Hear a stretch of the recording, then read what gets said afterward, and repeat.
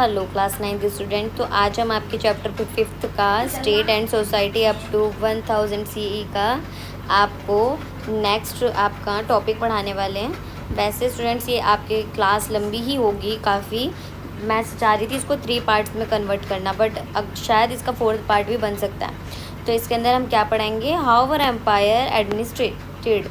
ठीक है, इसमें हम पढ़ाएंगे साम्राज्यों का शासन कैसे होता है, किस तरीके से उस टाइम पे जो आपका साम्राज्य होता था, आपका एम्पायर होता था, उस पर किस तरीके से आपका शासन किया जाता था। तो अर्ली इंडिया में जो किंगडम्स होते थे, प्राचीन भारत में जो आपका किंगडम्स होते थे, तो उसमें क्या होता था, जो राजा होता था वो अकेले तो पूरे के पूरे उस पर आपका प्रोविज़न्स पर आपका मतलब शासन नहीं कर सकता था। ठीक है, तो इसलिए वो क्या करता था, आपके प्रशासनिक सुधार के लिए, एडमिनिस्ट्रेशन के लिए वो क्या करता था, सुविधाओं के लिए पूरे साम्राज्य को किस में बांटता था, अलग अलग डिवीज़न में बांटता था। सब डिवीज़न में क्या करता था, वो बांटता था। ठीक है, ठीक सेम वैसे ही बांटता था वो, जैसे कि आपका आज के टाइम पे स्टेट और डिस्ट्रिक्ट को बांटा जाता है ना, बिल्कुल ऐसे ही वो उस टाइम पे भी अपने साम्राज्य को 2 पार्ट्स में क्या करता था, डिवाइड करता था। किस लिए आपका, ताकि वहाँ पे जो आपका एडमिनिस्ट्रेशन है वो अच्छी तरीके से किया जा सके। ठीक है, अब वो बताएगा कि आपका जो आपका सातवाहन साम्राज्य था, आपका जो सातवाहन आपका वंश था, उसने अपने साम्राज्य को किसमें, आपका आहार एडमिनिस्ट्रेटिव डिवीज़न और में बांटा था। आहार मतलब आपका एक प्रशासनिक क्या था, डिवीज़न था। ठीक है, और इन आहारों की देखरेख कौन करता था स्टूडेंट्स, कौन करते थे, अमात्यास। जो अमात्यास होते थे ना, इन आहारों की आपकी क्या करते थे, देख रेख करते थे। ठीक है, और जो आहार जो होते हैं, आहार से नीचे क्या होता था स्टूडेंट्स, आपके क्या होता था, विलेजेस होते थे। ठीक है, और विलेज आपकी सबसे छोटी यूनिट होती थी, और उसका हेडमैन कौन होता था, आपका ग्रामिक। उसको क्या बोला जाता था स्टूडेंट्स, ग्रामिक बोला जाता था। तो आपको पता लग गया, जब शुरुआत में जो साम्राज्यों को पहले किस में आपका डिवाइड किया जाता था, प्रोविंसेस में। आपका किस में, मैं आपका लिख देती हूँ, प्रोविंसेस। ठीक है, फिर उसके बाद उसको किस में डिवाइड किया जाता था, आपका डिस्ट्रिक्ट में या फिर डिवीज़न में।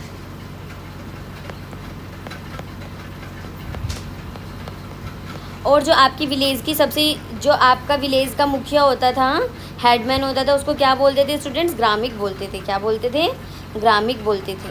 ठीक है, whilst supreme authority rested with the king, the general administration was carried out by offices operating both at provincial and local level. तो इसके अंदर आपका, अब मैं आपको बताऊंगी जो इसमें आपके अधिकारी और उनके कामों के बारे में बताऊंगी मैं आपको। जो आपका सर्वोच्च शक्ति जिसके पास होती थी वो कौन होता था स्टूडेंट्स, कौन होता था, राजा होता था। जो सबसे ज़्यादा पावर किसके पास होती थी साम्राज्य में, जो राजा होता था ना हमारा, उसके पास सबसे ज़्यादा क्या होती थी, पावर होती थी। जैसे आज की डेट में प्रधानमंत्री के पास आपकी सारी पावर होती है ना, इस तरीके से आपकी किसके पास पावर होती थी, वहाँ पे राजा के पास पावर होती थी। और जो राजा की मदद करने के लिए स्टूडेंट्स कौन होते थे, आपके राजा की मदद करने के लिए आपके होते थे, आपके प्रांतीय और आपके जो स्थानीय स्तर के अधिकारी होते थे ना, जो आपके प्रोविंशियल और आपके लोकल लेवल के आपके जितने भी अधिकारी होते थे, वो सब उनके अकॉर्डिंग काम करते थे। ठीक है, अब इनके अधिकार में कौन होते थे आपके, अब ये काम करवाते थे किससे काम करवाते थे, इनकी मदद के लिए कौन होता था आपके जैसे कि आज की डेट में देख सकते हैं, जैसे आपका स्टेट लेवल पे देख सकते हैं, जैसे मान लो ये स्टेट लेवल पे हो गया और ये आपका लोकल लेवल पे हो गया। ठीक है, लोकल लेवल पे आपका जो कौन होता था आपका, ठीक है, यहाँ पे आपके लोकल लेवल पे जितने भी आपके आज के टाइम पे देख सकते हो, आपका MCDs वगैरह होती थी, कुछ आपके स्टेट लेवल पे भी होते थे। स्टेट लेवल पे जो आपका जितने भी मंत्री वगैरह हैं, ये सब मिलके क्या करते थे, राजा की मदद करते थे। ठीक है, PM की मदद करते थे। उस टाइम पे क्या होता था, हमारा राजा होता था। और जो आपके देखो इसमें लिख रखा है ना आपका प्रोविंशियल और आपके लोकल लेवल पे आपका जो किंग होता था, ठीक है, राजा की मदद के लिए दो होते थे, एक स्थानीय और आपके शासन स्थानीय और आपका प्रांतीय स्तर के दो अधिकारी होते थे, ठीक है। अब क्या करते थे, आपका जो न्यायिक और आपके प्रशासनिक कार्य होते थे, ठीक है, उनको कौन देखता था उनको, जो आपका प्रादेशिक होता था, वो डिस्ट्रिक्ट गवर्नेंस जो भी आपकी थी उसके काम देखता था। ये लिखा ना आपका प्रादेशिक नाम के जो अधिकारी होते हैं वो मुख्य रूप से क्या करते थे स्टूडेंट्स, वो आपका क्या करते थे, जुडिशियल एंड एडमिनिस्ट्रेटिव फंक्शन, वो आपके न्याय और प्रशासन से जुड़े हुए काम करते थे।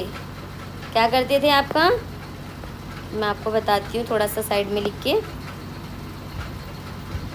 जो आपका ये जो लिख रखा है आपका प्रादेशिक लिखा है, तो ये किससे जुड़े काम करते थे, आपका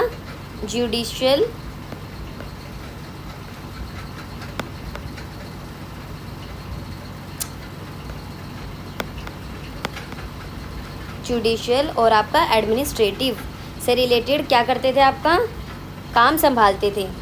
वहीं आपका जो आपका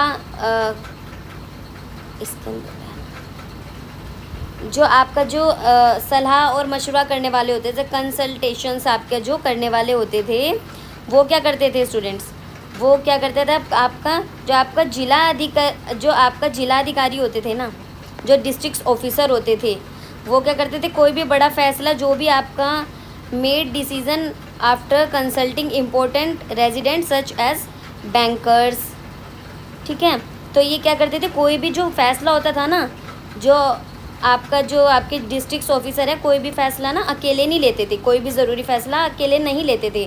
वो क्या करते थे, आपके जो समाज के इम्पोर्टेंट आपके जो लोग होते थे, उन जैसे कि आपका जो आपके बैंकर्स हो गए आपके, ठीक है, और आपके क्या हो गए, आपके व्यापारी होते थे, ठीक है, और आपके जो लीडर होते थे, ठीक है, आर्टिशियंस होते थे, शिल्पकार होते थे, आपके स्क्राइब्स होते थे, लेखक होते थे, इन सब की सलाह लेके ही वो क्या करते थे, अपने कामों को किया करते थे, ठीक है, सबकी सलाह लेना ही ज़रूरी होता था, ठीक है। तो अब आप देख रहे हो ना कि उस टाइम पे भी जब महाजनपदास का काल टाइम था, जो 16 महाजनपद थे, उस टाइम पे भी आपका किस तरीके से रूल करता था एक आपका किंगडम के अंदर आपका एक राजा, ठीक है। इसमें आपका सब बताया गया है कि आपका प्रोविंसेस होते थे, फिर वो क्या करता था, डिस्ट्रिक्ट लेवल होता था, गांव में जो सबसे जो मेन हेड होता था उसको क्या बोलते थे, ग्रामिक बोलते थे, ठीक है। और आपका जो डिस्ट्रिक्ट ऑफिसर होता था वो कभी भी अकेले सारे के सारे काम नहीं करता था, वो बैंकर्स से आपकी स्क्राइब से, आर्टिशियन से क्या करता था, वो मदद लेता था, उनसे सलाह लेता था, ठीक है, अपनी वो ताकि उन लोगों की राय ले सके और उन कामों को कर सके, डिसीज़न ले सके। और वहीं आपका जो स्टूडेंट इस सिटीज़ के अंदर जो गवर्नर होता था, वो जो गवर्नर होता था वो शहरों या नगरों के अपने क्या होते थे, अलग अलग गवर्नर होते थे। एक जगह का जो आपके अलग अलग जो सिटीज़ होती थी वहाँ पे क्या होता था, उनका एक अलग गवर्नर होता था, जिसका काम क्या होता था स्टूडेंट, रेवेन्यू कलेक्शन होता था, कर को आपका जो आपके टैक्स को क्या करना, इकट्ठा करना, उनका क्या होता था, काम करना, ये उनका काम होता था। और वहीं स्टूडेंट आपका जो लॉ एंड ऑर्डर होते थे उनको बनाए रखना, कानून व्यवस्था को बनाए रखना किसका काम होता था, हमारे गवर्नर का काम होता था। क्या क्या करना, एक तो रेवेन्यू कलेक्ट करना, दूसरा आपका लॉ एंड ऑर्डर, आपका जो कानून व्यवस्था को बनाए रखना क्या होता था, इनका काम होता था। वहीं आपका जो आप देख सकते हो 300 CE से लेके 800 CE के बीच में क्या आपका बदलाव हुआ, किसके अंदर, डिसेंट्रलाइजेशन के अंदर, केंद्रीकरण के अंदर आपका क्या बदलाव हुआ। इस दौरान जो स्टूडेंट्स आपकी जो शासन व्यवस्था में क्या हुआ, क्या देखा गया, आपका सेंट्रलाइजेशन देखा गया, विकेंद्रीकरण देखा गया। विकेंद्रीकरण का मतलब क्या होता है स्टूडेंट, सेंट्रलाइजेशन का मतलब क्या होता है कि जो पावर होती है वो आपका अलग अलग जगह पे डिवाइड होती थी, ठीक है, अलग अलग, जैसे आपका यहाँ पे आप देख सकते हो कि आपका जो आपका डिस्ट्रिक्ट आपका जो आपका डिस्ट्रिक्ट ऑफिसर होता है, ठीक है, वो आपके डिस्ट्रिक्ट से रिलेटेड काम देखता था। आपका जो उसका हेड होता है विलेज का ग्रामिक होता है, वो आपके गांव से रिलेटेड आपके वो देखता था, काम देखता था। तो वही है कि सबके काम क्या होते थे, आपके डिवाइड होते थे। तो उस टाइम पे क्या हो चुका था, विकेंद्रीकरण हो चुका था, डिसेंट्रलाइजेशन हो चुका था। यानी शक्ति केवल क्या हो गया, मैंने आपको बताया, शक्ति केवल किसके पास, किंगडम के पास नहीं रह गई, ठीक है, राजा के पास नहीं रह गई आपकी। वो क्या हुआ, कहीं आपके लेवल पे क्या हो गई, बढ़ गई। जैसे डिस्ट्रिक्ट लेवल पे अलग बढ़ गई आपकी, ठीक है, और आपकी विलेज लेवल पे अलग बढ़ गई, ठीक है। इस तरीके से आपकी राज्यों में आपकी पावर क्या हो गई, बढ़ गई, ठीक है। अब हम क्या बताएंगे आपको, जैसे नॉर्थ के अंदर क्या था आपका, नॉर्थ इंडिया के अंदर जो होते थे, क्या होते थे, जो आपके भुक्तीज होते थे। अब भुक्तीज कौन होते थे आपके, भुक्तीज किसे बोलते हैं हम, किसको बोलते हैं, आपका एक प्रांत को बोलते हैं। नॉर्थ इंडिया के एक प्रांत को क्या बोलेंगे हम, आपका प्रोविंसेस को क्या बोलेंगे, भुक्ती बोलेंगे, ठीक है। और इसके जो छोटे छोटे जो ज़िले होते थे, डिस्ट्रिक्ट होते थे, उनको क्या बोलते थे, इनके जो छोटे छोटे विभाग होते थे उनको क्या बोलते थे हम, इनको हम बोलते थे स्टूडेंट्स आपका विषय या भोग बोलते थे वैसे तो हम इनको, विषय और भोग में क्या थे, डिवाइड थे। जो आपका भुक्ति था ना, भुक्तीज जो आपके थे वो आपके कौन कौन से आपके ज़िले में डिवाइड थे, कौन कौन से डिस्ट्रिक्ट में डिवाइड थे स्टूडेंट्स। एक जैसे एक डिस्ट्रिक्ट ये हो गया, एक डिस्ट्रिक्ट ये हो गया। एक को बोलेंगे हम विषाया और एक को बोलेंगे हम भोगा, ठीक है। वहीं आपका जो साउथ इंडिया है, साउथ इंडिया के अंदर आपका कौन मिलता है, आपको मिलता है मंडलाज और इसे बोलते हैं मंडलम। साउथ इंडिया, ये तो आपका नॉर्थ इंडिया में मिलेगा आपका, ठीक है। अब आपका साउथ इंडिया के अंदर क्या मिलेगा, आपका मंडलम मिलेगा, आपका मंडलाज, ठीक है, मंडलाज मिलेगा। और इसके आपके कौन कौन से आपके इसके अंदर कौन कौन से डिवीज़न होंगे, डिस्ट्रिक्ट इसके अंदर कौन कौन से होंगे स्टूडेंट्स, ये हो गए कोट्टम हो गया आपका, और क्या, वलनाडु। इसके क्या हो गए, छोटे छोटे आपके डिस्ट्रिक्ट हो गए, ठीक है। आप इस लाइन में एकदम कंफ्यूज मत हो ना। जो नॉर्थ इंडिया में जो भुक्ति था उसका जो डिस्ट्रिक्ट थे दो, उनको क्या बोलते थे हम, विषया बोलते थे और भोगा बोलते थे। वहीं जो आपका साउथ इंडिया है जिसके अंदर आपका क्या मिलेगा, आपका प्रोविंसेस आपकी मिलेगी, मंडलाज मिलेगी, और उसके अंदर जो आपके डिस्ट्रिक्ट होते थे वो कौन से होते थे, आपके कोट्टम और वलनाडु, ये आपके होते थे, इसके डिस्ट्रिक्ट होते थे, ठीक है।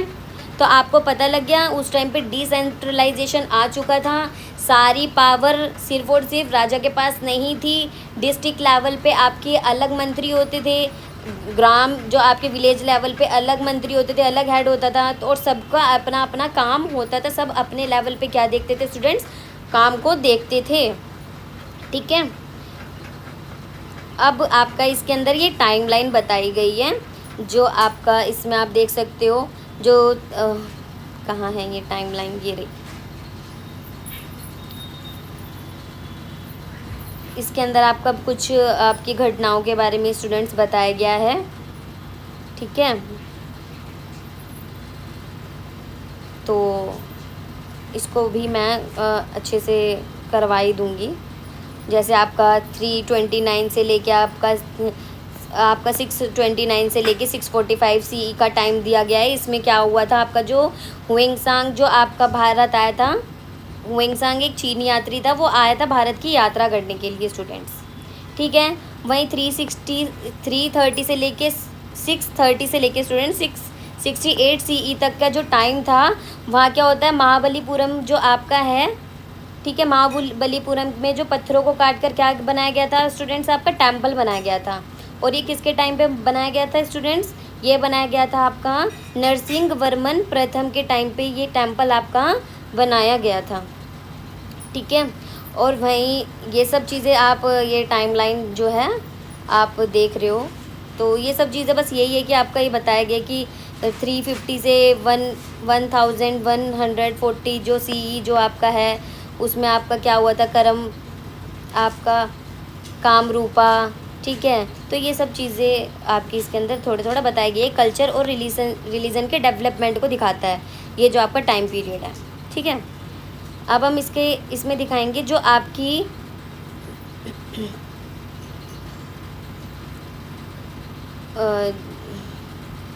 जो आपका जो दिखाएंगे जो अब लोअर यूनिट्स के बारे में बताएंगे हम आपको, लोअर यूनिट्स ऑफ एडमिनिस्ट्रेशन के बारे में बताएंगे। ठीक है। इसके अंदर जो आपका जो छोटी प्रशासनिक इकाइयाँ कौन कौन सी होती थी स्टूडेंट्स, जो आपके डिस्ट्रिक्ट लेवल पे जो होती थी, कौन होती थी? उत्तर भारत के अंदर क्या होता था? उत्तर भारत में इन्हें क्या बोला जाता था स्टूडेंट्स? आपका अधिष्ठाना इसको बोला जाता था नॉर्थ इंडिया के अंदर। ठीक है। जो आपके डिस्ट्रिक्ट्स होते थे ना, उसको क्या बोला जाता था नॉर्थ इंडिया के अंदर? अधिष्ठाना। क्या बोला जाता था? अधिष्ठाना। और या क्या बोला जाता था आपको? पट्टन। क्या बोला जाता था? पट्टन। ठीक है। ये सब बोला जाता था आपका नॉर्थ इंडिया में कहा जाता था। ठीक है। और वहीं साउथ इंडिया के अंदर आपको क्या बोला जाता था डिस्ट्रिक्ट को? आपका नाडू। क्या बोला जाता था? नाडू बोला जाता था। ठीक है। और वहीं आपके जो आपके तहसील या गांव के जो ग्रुप्स होते थे, आपके ग्रुप्स ऑफ विलेजेस होते थे, उनको क्या बोला जाता था आपका नॉर्थ इंडिया के अंदर? क्या बोला जाता था स्टूडेंट्स? आपका मॉडर्न तहसील। क्या बोला जाता था आपका? तहसील बोला जाता था। या फिर क्या बोला जाता था स्टूडेंट्स आपका नॉर्थ इंडिया के अंदर? विथी। क्या बोला जाता था? विथीज़। क्या बोला जाता था उसको? विथीज़ बोला जाता था नॉर्थ इंडिया के अंदर। और जबकि साउथ इंडिया के अंदर क्या बोला जाता था स्टूडेंट्स? आपका पटला। क्या बोला जाता? पटला और आपका कुर्रम। तो स्टूडेंट्स ये जो आप सारे देख रहे हो ना, ये आपकी जो स्मॉल यूनिट्स होती हैं, ठीक है, ज़िले, जैसे आपका डिस्ट्रिक्ट को नॉर्थ इंडिया में क्या बोला जाता था और साउथ इंडिया में क्या बोला जाता था आपका, और आपके ग्रुप ऑफ विलेजेस को क्या क्या बोला जाता है। जैसे आज के टाइम पे उसको क्या क्या बोल देते हैं हम? तहसील भी बोल देते हैं। ठीक है स्टूडेंट्स, आपका ग्रुप ऑफ विलेजेस को हम तहसील भी बोल देते हैं। अब नॉर्थ इंडिया में क्या बोला जाता था इसको? आपका विथी बोला जाता था। साउथ इंडिया के अंदर क्या बोला जाता था? आपका पटला और आपका कुर्रम भी बोला जाता था। वहीं आपके जो विलेजेस होते हैं, जो आपके विलेजेस होते हैं, विलेज जो होते हैं, ये आपकी जो प्रशासन की सबसे जो आपकी क्या होती है? लोएस्ट एडमिनिस्ट्रेटिव यूनिट होती है। ये आपकी सबसे नीचे की इकाई होती है। और इन्हीं सभी इकाइयों को चलाने के लिए आपका जो होता है आपका गवर्न वेरियस एडमिनिस्ट्रेटिव यूनिट, इसको चलाने के लिए आपको गवर्नरों और जिलाधिकारियों की एक बड़ी टीम क्या करना पड़ता था? इसको रखना पड़ता था। ठीक है। जो आपकी जो विलेज होती है वो सबसे लोएस्ट एडमिनिस्ट्रेटिव यूनिट होती है, सबसे निचली बुनियादी आपकी इकाई होती है। और इन्हीं सब इकाइयों को चलाने के लिए आपका जो डिस्ट्रिक्ट लेवल होता था, उस पर आपका जो प्रांतीय आपके गवर्नर होते थे, आपका गवर्न एडमिनिस्ट्रेटिव यूनिट, और जो आपका जो जिला अधिकारी होते थे, उनकी एक टीम क्या करती थी? आपका काम करती थी। डिस्ट्रिक्ट ऑफिसर्स की एक टीम काम करती थी इन सब चीज़ों को चलाने के लिए। तो स्टूडेंट्स, ये आपको चीज़ समझ में आई कि आपका किस तरीके से यूनिट्स को डिवाइड किया गया था, और आपका विलेज इस स्तर पर आपको किस तरीके की आपको एडमिनिस्ट्रेशन को चलाया जाता था, डिस्ट्रिक्ट ऑफिसर्स होते थे उनको चलाने के लिए। ठीक है। वही आपका जो आपका गुप्त काल की, अब आपको इसमें बताएंगे हम किसकी, जो आपका गुप्त काल की शासन व्यवस्था के बारे में इसमें अब आपका बताएंगे एडमिनिस्ट्रेशन के बारे में। ठीक है। जो गुप्त राजाओं ने पुरानी प्रशासनिक व्यवस्था, कौन सी जो आपकी पुरानी प्रशासनिक व्यवस्था थी, कौन सी थी? अर्लियर एडमिनिस्ट्रेशन कौन सा था आपका? जैसे आप देख सकते हो कौटिल्य का आपका अर्थशास्त्र में क्या की गई है? बताई गई है। ठीक है। अब इसमें बताएंगे आपका गुप्त काल के एडमिनिस्ट्रेशन में बताया गया, किसको बताया गया? कौटिल्य के अर्थशास्त्र से हमारा क्या इनके बारे में पता लगता है। अब इसमें पहला क्या होता है आपका? मंत्री। ठीक है। मंत्री और अधिकारी। कौटिल्य के अर्थशास्त्र की तरह जो आपके कौटिल्य का अर्थशास्त्र था, जो हमने आपका ऊपर पढ़ा था, उसमें उसी की तरह जो मंत्री है ना, वो क्या करता था? आपका head of the civil administration. वो क्या होता था? आपका नागरिक प्रशासन का क्या होता था? प्रमुख होता था। और इसके अलावा जो आपके कमांडर इन चीफ होते थे, इम्पोर्टेंट ऑफिसर कौन से होते थे? कमांडर इन चीफ होते थे, आपके सेनापति होते थे, आपके जो जनरल और राजमहल के रक्षकों के प्रमुख जैसे महत्वपूर्ण आपके क्या होते थे, जैसे जनरल कमांडर इन चीफ हो गया, general chief of the place guards, ठीक है, ये सब आपके क्या होते थे, आपका राजमहलों के रक्षक के रूप में आपके महत्वपूर्ण अधिकारी होते थे। ये क्या करते थे, आपकी राजमहल की रक्षा करते थे।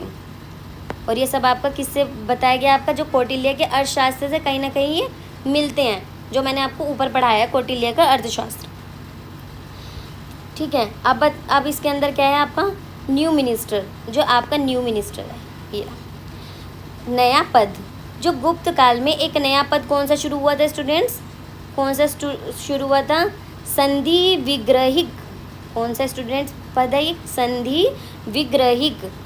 इस जो आपका पद को आपका जो कहा जाता था, जो न्यू मिनिस्टर का जो आपका एक शुरू हुआ था, उसको बोलते संधि विग्रही कहा जाता था, जिसका क्या मीनिंग होता था, इसका मीनिंग होता था minister of peace and war, शांति और युद्ध का मंत्री इसको बोला जाता था। किसका मंत्री, शांति और युद्ध का मंत्री इसको बोला जाता था।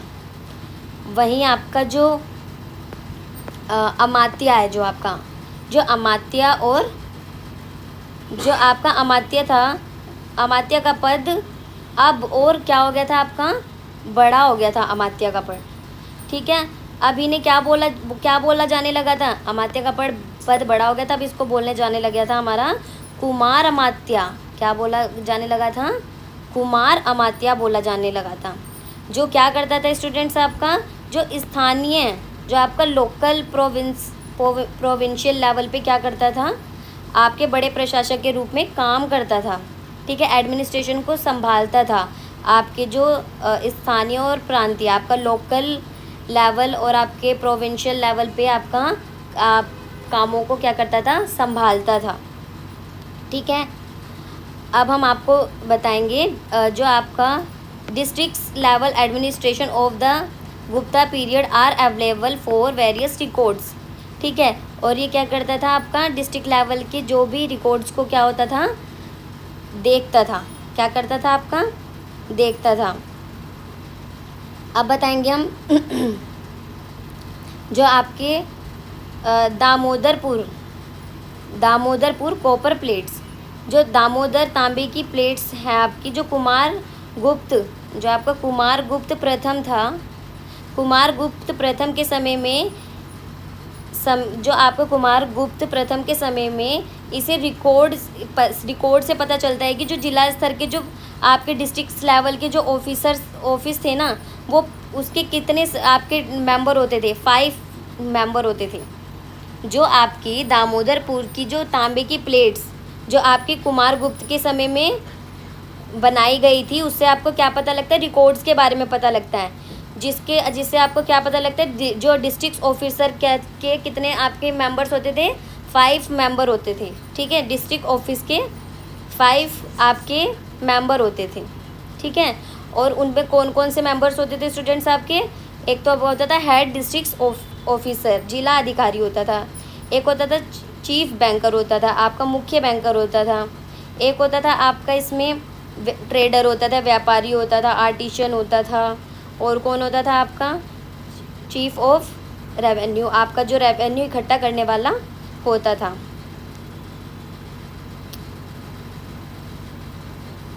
ठीक है। अब हम बताएंगे इसके अंदर like other kingdoms of this period, जैसे पल्लवाज। अब हम किसके बारे में बताएंगे आपको, पल्लव राजवंश की व्यवस्था के बारे में बताएंगे। अभी तो हमने गुप्त के बारे में बताया था, अब हम पल्लव की व्यवस्था के बारे में बताएंगे।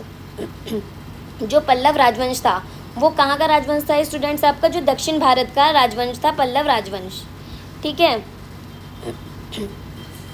अब उन्होंने क्या किया था, आपका उन्होंने भी आपकी जो combination of centralisation monarchy and decentralisation local governance, उन्होंने भी आपका क्या किया था, केंद्रीकृत और जो आपकी विकेंद्रीकरण का उन्होंने भी क्या किया था, उनका मिश्रण था उनके टाइम पीरियड में, ठीक है।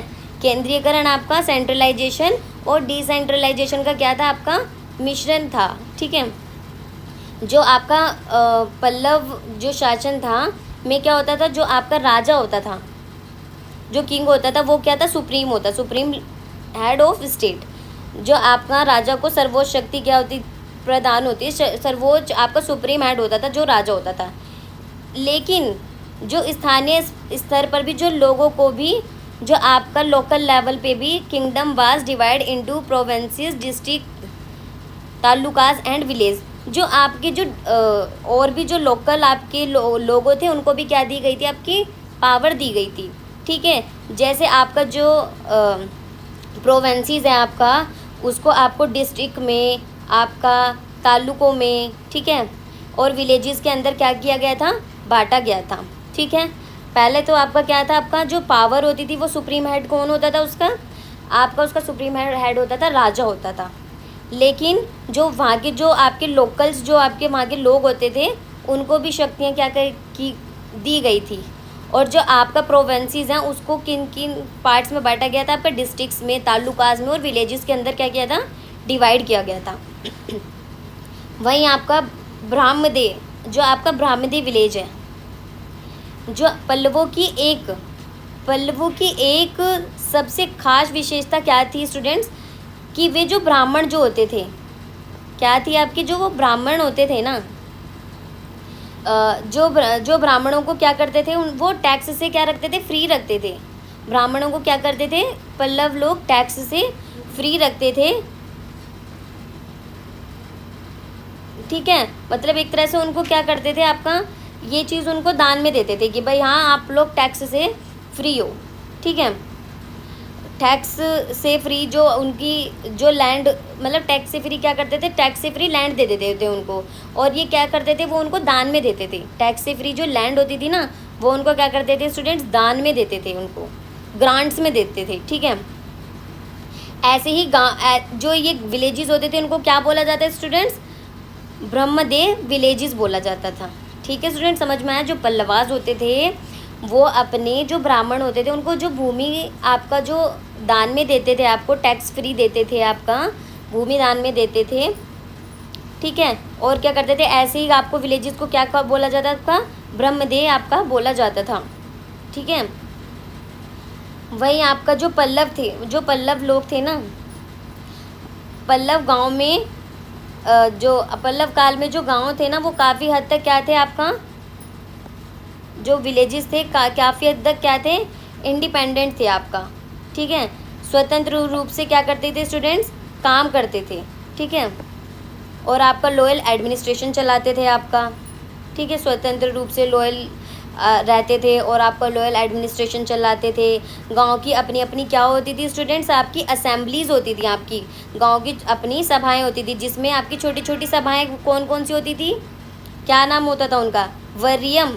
क्या नाम होता था, वरियम कहा जाता था। जो छोटी छोटी सभाएं होती थी गाँव की, उनको बोला जाता था वरियम।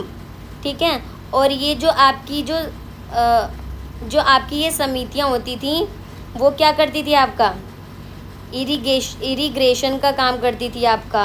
ठीक है, गार्डन्स एंड टेम्पल मैनेजमेंट, जो आपका बागों और मंदिरों का क्या करती थी, ये काम संभालती थी, इनकी देख रेख करती थी।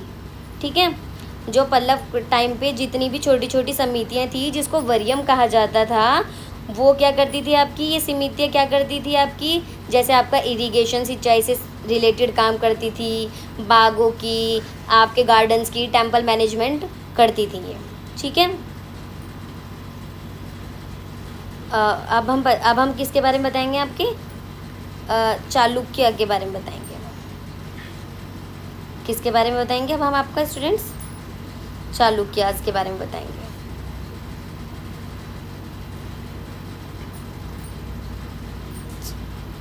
चालुक्यास, इनका टाइम पीरियड कितना है, 543 से 753 CE ईस्वी तक का टाइम इसमें बताया गया है। देखो स्टूडेंट, देख रहे हो आप, ये पल्लवाज जो हो गए आपके साउथ में मिल रहे हैं। ठीक है, ये चेर, चोल, पांड्य, ये सारे आपके साउथ में मिल रहे हैं। ठीक है, ये आपके मुखरिया हो गए। ठीक है, ये आपके पुष्य भूति हो गए, ये सेन हो गए आपके। तो ये सारे आप देख सकते हो। ये आपके ईस्टर्न चालुक्य हो गए, ये बादामी चालुक्य जो अब हम पढ़ने वाले हैं। मैंने आपको पल्लव पढ़ाया। ठीक है, चोल के बारे में पढ़ा। अब हम बादामी चालुक्य के बारे में पढ़ेंगे। ये आपके 3rd से लेके 10th सेंचुरी तक के आपके जितने भी किंगडम्स हैं उनके बारे में इस मैप में बताया गया है। वैसे तो मैप मैं बाद में भी अच्छे से कवर करवा सकती हूँ, इसमें कोई प्रॉब्लम नहीं है, बट अभी हम पहले समरी कवर कर लें, उसके बाद हम बताएंगे। अब हम क्या पढ़ने वाले हैं, आपके जो आपके बादामी के चालुक्यास के बारे में बताएंगे। उन्होंने भी क्या किया था, आपका डिसेंट्रलाइजेशन और आपका मोनार्किज्म सिस्टम। जो बादामी के चालुक्यास थे उन्होंने भी क्या किया था, आपका मोनार्कियल सिस्टम के साथ साथ उन्होंने राजशाही के साथ साथ उन्होंने क्या किया था, डिसेंट्रलाइजेशन, आपका एडमिनिस्ट्रेशन, विकेंद्रीकरण का शासन को भी उन्होंने क्या किया था, अपनाया था। और राजा के कर्तव्य जो आप उस टाइम पे जो किंग की ड्यूटीज़ थी और किंगडम एडमिनिस्ट्रेटिव डिवीज़न्स थे, जो भी राजा के कर्तव्य और प्रशासनिक विभाजनों के साथ साथ ही जो गांव में आपकी जो विलेज के अंदर जो आपकी असेंबलीज़ होती हैं, जो आपके गांव के अंदर असेंबलीज़ होते हैं, वो स्वतंत्र रूप से अपना काम करती थी उस टाइम पे भी स्टूडेंट्स, ठीक है। एनाटोमस फंक्शन करती थी, वो स्वतंत्र रूप से क्या करती थी, काम करती थी। वहाँ पे राजा भी था, पर राजा होने के साथ साथ वहाँ पे क्या था, डिसेंट्रलाइजेशन भी था। वहाँ पे भी आपके जो काम होते थे, डिसेंट्रलाइजेशन एक बार और सुन लो स्टूडेंट्स, हर काम को जैसे आपका विलेज लेवल पे अलग आपके जितने भी मंत्री होते थे, डिस्ट्रिक्ट लेवल पे अलग लोग संभालते थे डिस्ट्रिक्ट लेवल के कामों को, वहीं सेंट्रल लेवल पे, स्टेट लेवल पे अलग लोग संभालते थे। जो बोलते ग्रास रूट लेवल से लेके आपके हाई लेवल तक आपके जितने भी वर्क होते थे ना, वो छोटे छोटे पार्ट्स में हर लेवल पे डिवाइड किए गए थे स्टूडेंट्स। तो ऐसे ही आपका जो आपके बादामी के चालुक्यास हैं वो भी क्या करते थे, आपका जो राजशाही के साथ साथ उन्होंने डिसेंट्रलाइजेशन एडमिनिस्ट्रेशन को भी अपनाया था, ठीक है। और जो उनके जो विलेज असेंबलीज होती थी वो क्या करती थी, आपका स्वतंत्र रूप से क्या करती थी, एकदम काम करती थी, ठीक है। अब जैसे कि आपका देख सकते हो आप, जो आपके इसमें बताऊंगी मैं आपका जो आपका पल्लव जो आपका राजवंश था, आपका जो आपका पल्लव वंश में ब्राह्मणों को दी जाने वाली जो आपको ज़मीन, जिसके बारे में मैंने आपको बताया था ब्राह्मणी विलेजेस के बारे में, जो वो आपको टैक्स फ्री लैंड उनको क्या देते थे, दान में देते थे। क्या करते थे, टैक्स फ्री लैंड आप उनको क्या करते थे, दान में देते थे, ठीक है। वैसे ही जो आपके चालुक्यास होते थे, ठीक है, जो आपके चालुक्यास होते थे ने भी जो आपके ब्राह्मणों को, जो ब्राह्मण की बस्तियों को क्या क्या किया गया था, उन्होंने भी क्या किया था, भूमि क्या कर दी थी, उन्हें दान में दी थी। बट उन्होंने उसको क्या बोला था, अग्रहार बोला था। क्या बोला था। अब पल्लवों ने तो जो आपकी जो ब्राह्मणों को आपकी जो भूमि दी थी, आपकी टैक्स फ्री लैंड दी थी, उसको क्या बोला था, आपका ब्रह्मदेव बोला था। वहीं आपके जो चालुक्य होते थे, वो जो आपको ब्राह्मण मतलब कि जो बस्तियाँ होती थी उनको दान में देते थे, तो उनको क्या बोलते थे वो लोग, अग्रहार। सब ने क्या किया, अलग अलग क्या दिया, नाम दिया स्टूडेंट्स। सब ने क्या दिया स्टूडेंट्स, अलग अलग नाम दिया, ठीक है। वहीं आपका जो ऐहोल है, आपका क्या है, आपका ऐहोल और आपका बादामी, जैसे कुछ अग्रहार धीरे धीरे क्या करने लगे, डेवलप क्या करने लगे, आपका जितने भी आपकी शिक्षा और ज्ञान के बहुत बड़े और प्रसिद्ध क्या बन गए, केंद्र बन गए। क्या बन गए स्टूडेंट्स, केंद्र बन गए। अब उस टाइम पे कौन कौन से आपके शिक्षा के केंद्र थे, ऐहोल और जो बादामी हैं, ठीक है, वो जो अग्रहारों के क्या बन गए, शिक्षा के केंद्र बन गए, ठीक है। सेंटर्स ऑफ लर्निंग, शिक्षा के क्या बन गए स्टूडेंट्स, केंद्र बन गए। जो आपका गुर्जर प्रतिहार थे, उन्होंने आपका 10 से लेके 10 सेंचुरी आपका ईस्वी तक के इन्होंने क्या किया था, आपका नॉर्थ एंड आपका वेस्ट इंडिया के अंदर बहुत बड़े हिस्से पर आपका क्या किया था, इन्होंने बहुत बड़े हिस्से पर इन्होंने अपना क्या किया था, राज किया था, ठीक है। और जो उस टाइम पे जो आपका main capital of dynasty Kannauj, उस टाइम पे जो आपका उत्तर प्रदेश था, आपका उस समय का उत्तर प्रदेश का जो कन्नौज का जो शहर है आपका, कन्नौज शहर उनके लिए क्या था, उनकी मेन कैपिटल थी और उनके लिए क्या था, बहुत ही ज़्यादा आपका महत्वपूर्ण था। ठीक है, बहुत महत्वपूर्ण था उस टाइम पे उनके लिए, बहुत ही आकर्षक था उनके लिए। तो जो कैपिटल होती है स्टूडेंट्स, आपको पता है कि वो बहुत ज़्यादा आपकी इम्पोर्टेंट तो होती है। इसे पाने के लिए तीन बड़ी शक्तियों के बीच में क्या छिड़ा था यहाँ पे, इसे पाने के लिए एक स्ट्रगल छिड़ा था। ठीक है, तीन बड़ी शक्तियों के बीच में, जिसको हम क्या बोलते हैं स्टूडेंट्स, ट्रिपलेट स्ट्रगल। ठीक है, इसको बोलते हैं हम त्रिपक्षीय संघर्ष भी बोलते हैं। अब स्टूडेंट्स, इसके अंदर कौन कौन सी वो 3 मेजर पावर थी इसके अंदर, फर्स्ट गुर्जर प्रतिहार, सेकंड आपका पाल और आपका राष्ट्रकूटाज, आपका राष्ट्रकूट थे। ठीक है, इन तीनों साम्राज्यों की प्रशासनिक व्यवस्था, जो एडमिनिस्ट्रेटिव सिस्टम था इन तीनों किंगडम्स का, वो लगभग आपका कैसा था, एक ही जैसा था स्टूडेंट। यहाँ भी राजवंशी, यहाँ पे भी आपका मोनार्की और डिसेंट्रलाइजेशन एडमिनिस्ट्रेशन का मिश्रण देखने को आपको यहाँ पे भी मिलता है। यहाँ पे भी आपका राजशाही और विकेंद्रीकरण आपका देखने को मिलता है। और यहाँ पे भी जो साम्राज्य को यहाँ पे भी किस किस में आपका प्रोविंसेस, डिस्ट्रिक्ट्स और आपका विलेज, इसके अंदर क्या किया था, विभाजित किया गया था आपका साम्राज्य को। ठीक है, और इन्हीं सभी राज्यों में जो गांव था, वो क्या था, आपका प्रशासन की सबसे छोटी इकाई थी, सबसे स्मॉल यूनिट थी एडमिनिस्ट्रेशन की। ठीक है, और क्या बोलते हैं उसको, इंफ्रास्ट्रक्चर, जो यहाँ का जो इंफ्रास्ट्रक्चर था, बुनियादी ढांचा और आपका सोशल वेलफेयर और एजुकेशन, जैसे आपको यहाँ पे क्या मिलते हैं, आपको यहाँ पे जो बहुत ही ज़्यादा आपकी फंक्शन थे, आपके ये इम्पोर्टेंट फंक्शन थे आपके। ठीक है, ये जितने भी आपके सोशल वेलफेयर और एजुकेशन जैसे प्रमुख व्यवहारिक कार्यों में, ये गांव जो विलेज था ना, वो क्या था, अपने आप में क्या था, एटोनोमस था, काफ़ी हद तक क्या था वो, मतलब आत्मनिर्भर था। अब देखो स्टूडेंट्स, वहाँ पे गांव भी कितना ज़्यादा डेवलप हो चुका था, आत्मनिर्भर हो चुका था वहाँ पे भी स्टूडेंट्स। गांव भाई इतनी सारी चीज़ें वहाँ पे गांव के अंदर भी मिलती थी। आज की डेट में जो अब हमारे गांव में चीज़ें प्रोवाइड करवाई जा रही है हमारे गवर्नमेंट के थ्रू, वो चीज़ें उस टाइम पे देखो कितनी, उस टाइम पे 8 से लेकर 10 सेंचुरी के बीच में वो चीज़ें गाँव में मिलती थी। तो देखो कितना डेवलपमेंट था वो, और कितनी डेवलप आपकी गुर्जर प्रतिहार, आपका पाल्स और आपका राष्ट्रकूट वंश था। तो इन्हीं सब चीज़ों से आप अंदाज़ा लगा सकते हो कि वहाँ की आपका जो एडमिनिस्ट्रेशन था वो कितना डेवलप था। ठीक है, अब जो आपका चोल साम्राज्य है, आपका remembering meeting the early Cholas powerful kingdom of south India, जो आपका चोल था ना, ठीक है, वो आपका दक्षिण भारत में क्या था, सबसे ज़्यादा पावरफुल किंगडम था। ठीक है, और आपका जो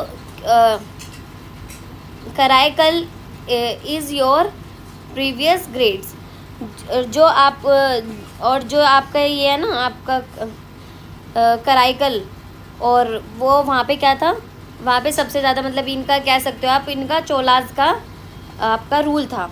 तो इनका रूल कब से कब तक था स्टूडेंट्स, 9 से लेके आपका 11 सेंचुरी के बीच में।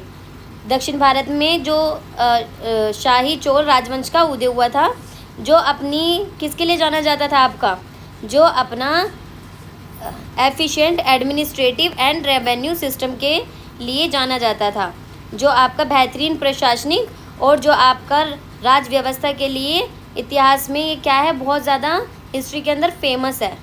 ठीक है स्टूडेंट्स, और जो चोल साम्राज्य को सुचारू रूप से चलाने के लिए आपको किस तरीके से बांटा गया था, जो आपका चोल एम्पायर है उसको किस टाइप से बांटा गया था, उसको 3 टाइप से बांटा गया था स्टूडेंट्स।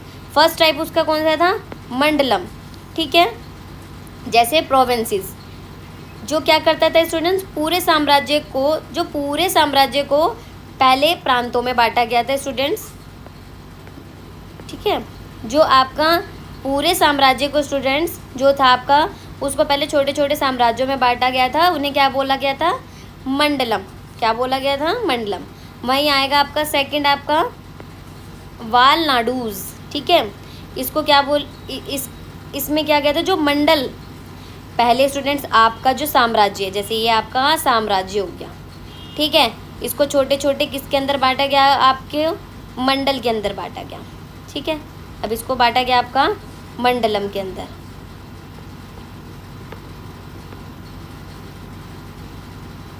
मंडलम के अंदर बांटा गया। अब मंडल को किस में बांटा गया आपका स्टूडेंट्स, आपका वलनाडूज,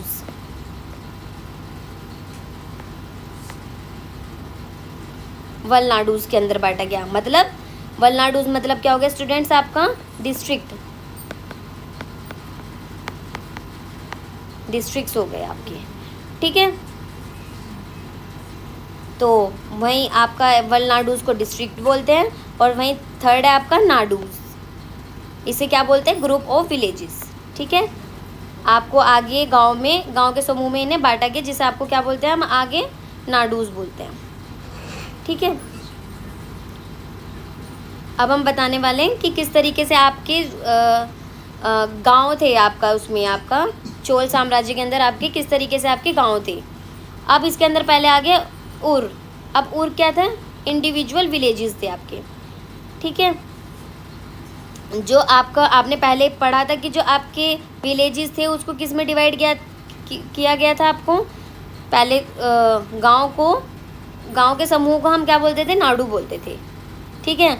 और नाडू के में क्या कौन आता था, जो नाडू के अंदर जितने भी आपके असेंबली के अंदर जितने भी आपके लोग आते थे, व्यक्तिगत या एकल, जो गाँव को क्या बोलते थे हम, आपका उर बोलते थे। क्या बोलते थे इसको, हम उर बोलते थे, ठीक है स्टूडेंट। देखो पहले जो चोल साम्राज्य में गांव होते थे उनको हम क्या बोलते थे, नाडू बोलते थे।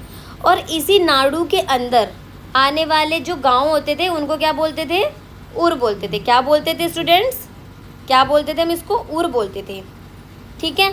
जो क्या होता था स्टूडेंट, आपका सबसे ज़्यादा सबसे छोटी इकाई होती थी हमेशा की तरह।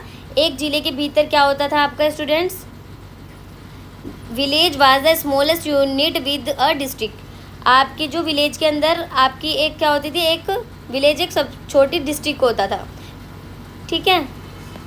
तो इसके अंदर आपका स्टूडेंट्स, अब मैं बताऊंगी कि हमेशा की तरह आपका जो एक जिला होता था, डिस्ट्रिक्ट होता था, के भीतर आपका क्या होता था स्टूडेंट्स, एक क्या होता था, डिस्ट्रिक्ट के अंदर एक विलेज होता था। और विलेज क्या होता था स्टूडेंट्स, आपका सबसे छोटी इकाई होती थी, ठीक है।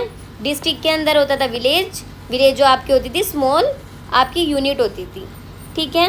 अब हम बताएंगे आपका विलेज आपका जो काउंसिल के बारे में, विलेज काउंसिल के बारे में बताएंगे हम आपको।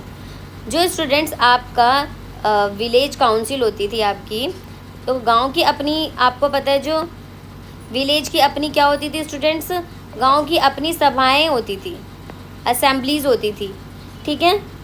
जो स्थानीय विवादों को क्या करती थी स्टूडेंट्स, वो अब जो विलेज की असेंबलीज होती थी, ठीक है, वो आपका क्या करती थी, आपका जो गांव में जो छोटे छोटे आपके जो भी प्रॉब्लम्स होती थी उनको सुलझाती थी, ठीक है।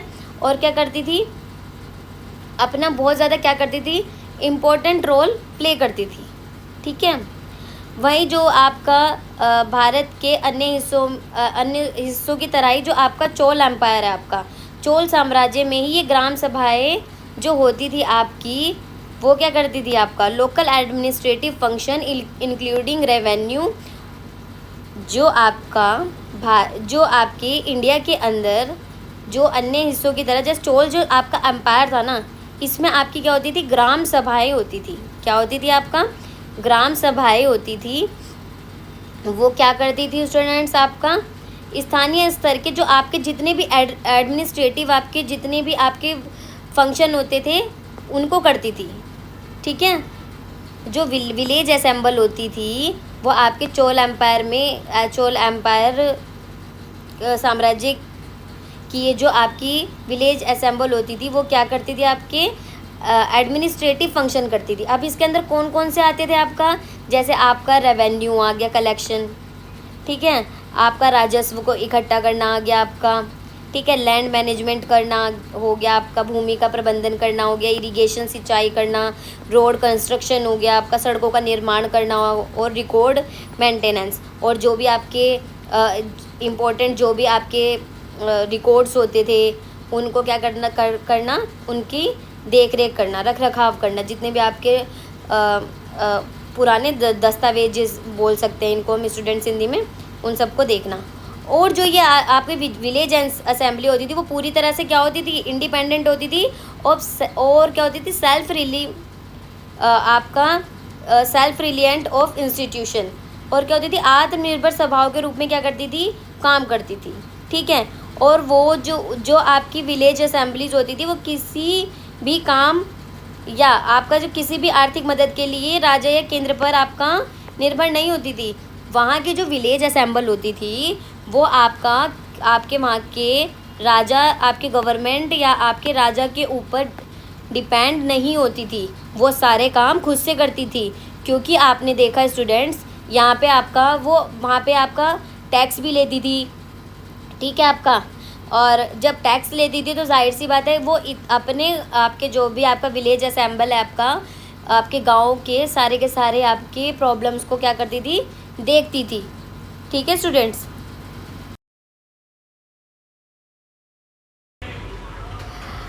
तो स्टूडेंट्स अब हम बताएंगे जो ethics the foundation of law and life. अब हम बताएंगे आपको किसके बारे में, नीति शास्त्र के बारे में। ठीक है, नीति शास्त्र कानून और जीवन का आधार, इसके बारे में अब हम आपको बताएंगे। पहले स्टूडेंट्स आपको पता होना चाहिए इथिक्स क्या होता है। ठीक है, इथिक्स क्या होता है स्टूडेंट्स, हमारा जो इथिक्स होता है ना उसका मतलब है कि क्या सही है, ठीक है, और क्या गलत है। ठीक है, इसकी समझ होती है इथिक्स में हमको, और यह हमारे जीवन और आपकी सोसाइटी पर किस तरीके से जीवन और आपके सोसाइटी के आपके लॉज पर किस तरीके से का क्या है, आपका बेस है। ठीक है स्टूडेंट्स, पता लगा आपको आपका इथिक्स क्या होता है, आपका नीति शास्त्र क्या होता है, वो बताता है, आपका इथिक्स बताता है क्या सही है क्या गलत है, और ये हमारे जीवन और समाज के कानूनों का आधार है। तो स्टूडेंट्स पता लगा आपको आपकी इथिक्स क्या है। ठीक है, तो अब हम बताएंगे जो आपका जितना भी आपका जो प्राचीन ग्रंथ है, ठीक है, जो आपका भारत का सबसे जो आपका अर्लीस्ट सबसे पुराने ग्रंथों में जैसे आपका कौन हो गए, वेद हो गए,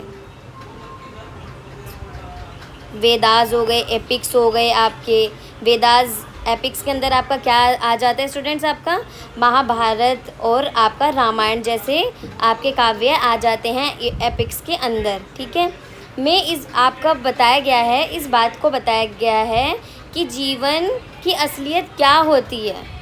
ठीक है, आपका जो आपके पुराने टाइम पे जितने भी आपके ग्रंथ होते हैं, अर्लीस्ट इंडिया में जो भी आपके ग्रंथ होते हैं, जैसे आपका वेद और आपके एपिक्स, आपके वेद और महाकाव्यों के अंदर स्टूडेंट्स आपका कौन क्या आ जाता है, आपका स्टूडेंट्स आपका महाभारत और आपका क्या, रामायण।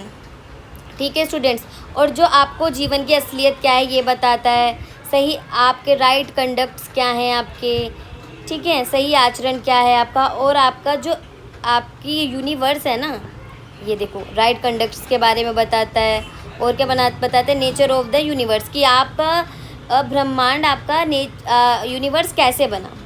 ठीक है, अब जो भी आपके वैदिक टेक्स्ट डिस्क्राइब करते हैं, वैदिक जो आपके ग्रंथ बताते हैं कि आपका जो लाइफ आइडियली जो आपका आदर्श जीवन कैसे जीना चाहिए।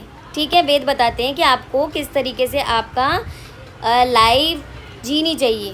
भाई आपको एक आदर्श, जैसे आप देख सकते हो कि आपको रामायण से क्या पता लगता है कि राम आपके एक आदर्श व्यक्ति थे। ठीक है, उन्होंने अपने क्या किया, माता पिता का वो हमेशा सम्मान करते थे और अपनी प्रजा का भी सम्मान करते थे, ये बहुत सारी रिस्पेक्ट करते थे वो, ये सब बहुत सारी आपको क्या बताती हैं चीज़ें, आदर्श बताती हैं कि एक व्यक्ति का किस तरीके से आपको रहना चाहिए, आपको अपने पेरेंट्स से कैसे के साथ कैसे रहना चाहिए। तो जितनी भी हमारी पुरानी चीज़ें हैं, आपके एपिक्स वगैरह हैं, ये सब आपको क्या करते हैं, एक रास्ता दिखाते हैं कि हाँ भाई पहले के टाइम पे भी लोग ऐसे करते थे और आज के टाइम पे भी आप लोगों को क्या करना चाहिए, ऐसे ही करना चाहिए, ठीक है, क्योंकि ये हमारे क्या हैं, अच्छे इथिक्स हैं हमारे, ठीक है। अब इसके अंदर जो आपका भागवत गीता है, भागवत गीता के रूप में आपको क्या बताया गया स्टूडेंट्स, आपको फेथ, एक्शन, ठीक है, और आपका इथिकल वे ऑफ लाइफ, आपको भागवत गीता के साथ साथ आपको क्या बताया गया भागवत गीता में कि आपको ज्ञान रखना चाहिए, विश्वास रखना चाहिए, अच्छे कर्म करने चाहिए आपका, ठीक है, वर्च्यू आपका अच्छे कर्म करने चाहिए आपको, और नैतिक जीवन जीने के तरीके पर आपको क्या करना चाहिए, जोर देना चाहिए। हमें हमेशा नैतिक तरीके से ही जीवन जीना चाहिए, ठीक है स्टूडेंट्स। अब बताएंगे हम आपका जो इंडियन है, भारतीय सोच में दुनिया को समझने के लिए बहुत बड़ा अब आपको सिद्धांत दिया गया है, ठीक है, किस चीज़ का, आपको जो इंडिया है वो आपका क्या करता है, जो आपके moral principle of guided both state and society, ठीक है, यह आपको दुनिया को क्या करता है, आपको भाई एक इंडियन कल्चर एक ऐसा कल्चर है जो कि आपको दुनिया को कुछ ना कुछ सीखने में क्या करता है, आपका मदद करता है। One important principle thought which reality of understood is आपका समात्वा, ठीक है। अब हम बताएंगे समात्व क्या होता है। समात्व इसका मतलब क्या होता है, सब एक समान है। किसे कहते हैं स्टूडेंट्स, जब हम जैसे समात्व वर्ड को हम कैसे बताएंगे, देखो पहले हम बताएंगे सब क्या होते हैं, आपका एक समान होते हैं। इस सिद्धांत के अनुसार जितनी भी आपकी जितने भी संसार यूनिवर्स आपका कह सकते हैं, आपका वर्ल्ड की सभी जितनी भी आपकी चीज़ें हैं आपकी, तो जैसे वस्तुएं हैं आपकी, और आपके जीव हैं, आपके मैटर्स से किससे बने हुए हैं, आपके मैटर से बने हुए हैं। The principle of sameness according to principle all bodies made of same matter, ठीक है। इसमें बताया गया ना कि सभी किस चीज़ से बने हुए हैं स्टूडेंट्स, आपका सेम मैटर से बने हुए हैं आपका, ठीक है। और सभी के अंदर क्या है, कॉन्शियसनेस, आपका सभी के अंदर क्या है, आपका सुप्रीम कॉन्शियसनेस है, आपकी परम चेतना है सभी के अंदर, मैनिफेस्टेशन ऑफ सुप्रीम कॉन्शियसनेस, सभी के अंदर क्या है स्टूडेंट्स, आपकी परम चेतना है, ठीक है। सभी मतलब आप इसके अंदर ये बताया गया है स्टूडेंट्स कि सभी लोग एक जैसे बने हैं, ठीक है, और सभी अपने आप में क्या है, आपका सुप्रीम एक तरह से कह सकते हैं, ठीक है। अब आपको बताया गया जो वेदास डिस्क्राइब क्या करते हैं, वेदों में इस चेतना को क्या बोला गया है स्टूडेंट, सत्य, क्या बोला गया है स्टूडेंट्स, इसको रियल ट्रू बोला गया है। और रीता का मतलब क्या होता है स्टूडेंट्स, रीता को क्या कहा गया है, आपका राइट कहा गया है, ठीक है। इसे सभी चीज़ों का क्या माना गया है students, the visible origin of all things, इसे सभी चीज़ों का ओरिजिनल आपका ओरिजिन माना गया है, ठीक है स्टूडेंट्स। अब जो आपका महाभारत है, ये आप नॉर्मली आप इसको ऐसे खुद से रिलेट करके समझ सकते हो स्टूडेंट्स, वैसे तो ये थोड़ा सा आपका मतलब आपको थोड़ा समझने में प्रॉब्लम होगी, बट कोई बात नहीं। आप जैसे कि आपका महाभारत है, चलो मैं आपको और भी थोड़ा सा ये पैराग्राफ कंप्लीट कर लूँ, उसके बाद आपको थोड़ा इजी वे में बताऊँगी। अब महाभारत में ऐसे आपको क्या दिखेंगे, कई कैरेक्टर्स दिखेंगे जो अलग अलग वर्णास के होते हैं, ठीक है, अलग अलग वर्णों के आते थे, लेकिन फिर भी डिफरेंट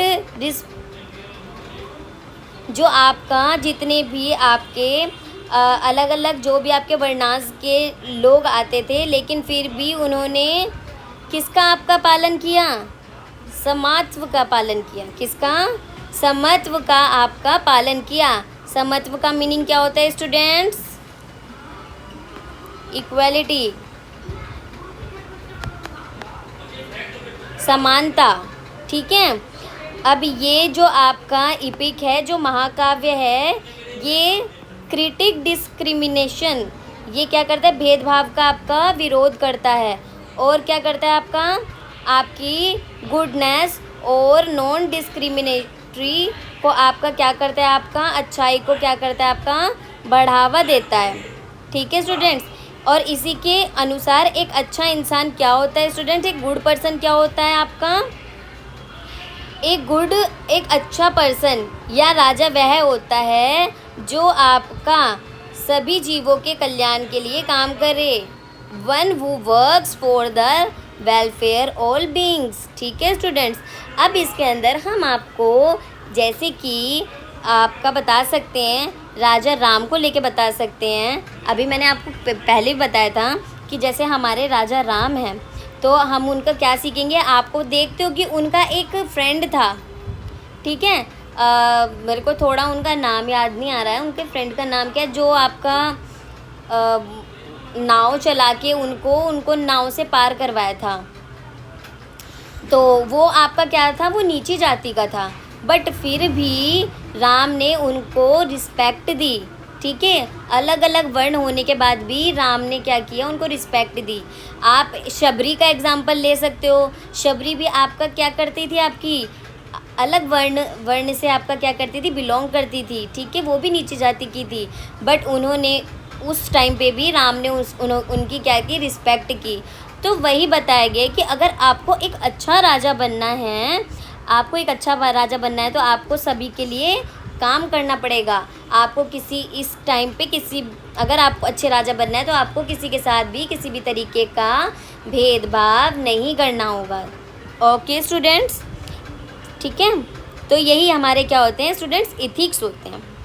अब हम बताएंगे आपको रित के बारे में, रीता के बारे में बताएंगे। रीता क्या है, रीता क्या होता है, यह ऋग्वेद में बताया गया क्या होता है, ये आपका ऋग्वेद में डिस्क्राइब्ड किया गया एक आपका क्या है, विचार है, कॉन्सेप्ट है आपका। इसका मतलब क्या होता है स्टूडेंट्स, अप्राकृतिक और आपके जो आपकी प्रकृति और मानव समाज को चलाने का जो आपका यूनिवर्सल लॉ और आपका बैलेंस है ना। ठीक है, ये आपका क्या करता है स्टूडेंट्स, ये जो आपकी नेचर होता है और आपकी ह्यूमन सोसाइटी को चलाने का एक क्या है, यूनिवर्सल लॉ होता है। कौन सा, रीता जो होता है आपके उसको नेचर को और ह्यूमन सोसाइटी को चलाने का क्या होता है, एक यूनिवर्सल लॉ होता है स्टूडेंट्स। ठीक है, इसका मतलब यही होता है कि आपके नेचर और ह्यूमन सोसाइटी को चलाने का एक यूनिवर्सल लॉ होता है। ये वो शक्ति या नियम होता है जो आपका क्या करता है, force of nature upholds moral values and represents the underlying order that maintain balance in the universe. ये क्या करता है आपको, ये आपको जो प्रकृति को क्या करता है, कंट्रोल में करता है, और आपके जितने भी मॉरल वैल्यू को बनाए रखता है, और क्या करता है, आपके यूनिवर्स में ऑर्डर को क्या करता है, बनाए रखता है, ताकि सब कुछ शांति से चलता रहे। ठीक है स्टूडेंट्स, ये जो आपका रित होता है, ये आपका एक ऐसी शक्ति, ऐसी पावर होती है जो आपकी जितनी भी नेचर होता है आपका, नेचर को क्या करता है, आपकी नेचर की जितनी भी ताकतों को क्या करता है, कंट्रोल करता है, और जितने भी आपके मोरल वैल्यूज़ को क्या करता है स्टूडेंट्स, बनाए रखता है। ठीक है, और क्या करता है, ये पूरे यूनिवर्स पे क्या करता है, ऑर्डर कायम रखता है, जिससे कि सब क्या रहे, शांति के साथ रहे। ठीक है स्टूडेंट्स, ये चीज़ें आपको इसी तरीके से थोड़ा समझनी पड़ेगी। ठीक है,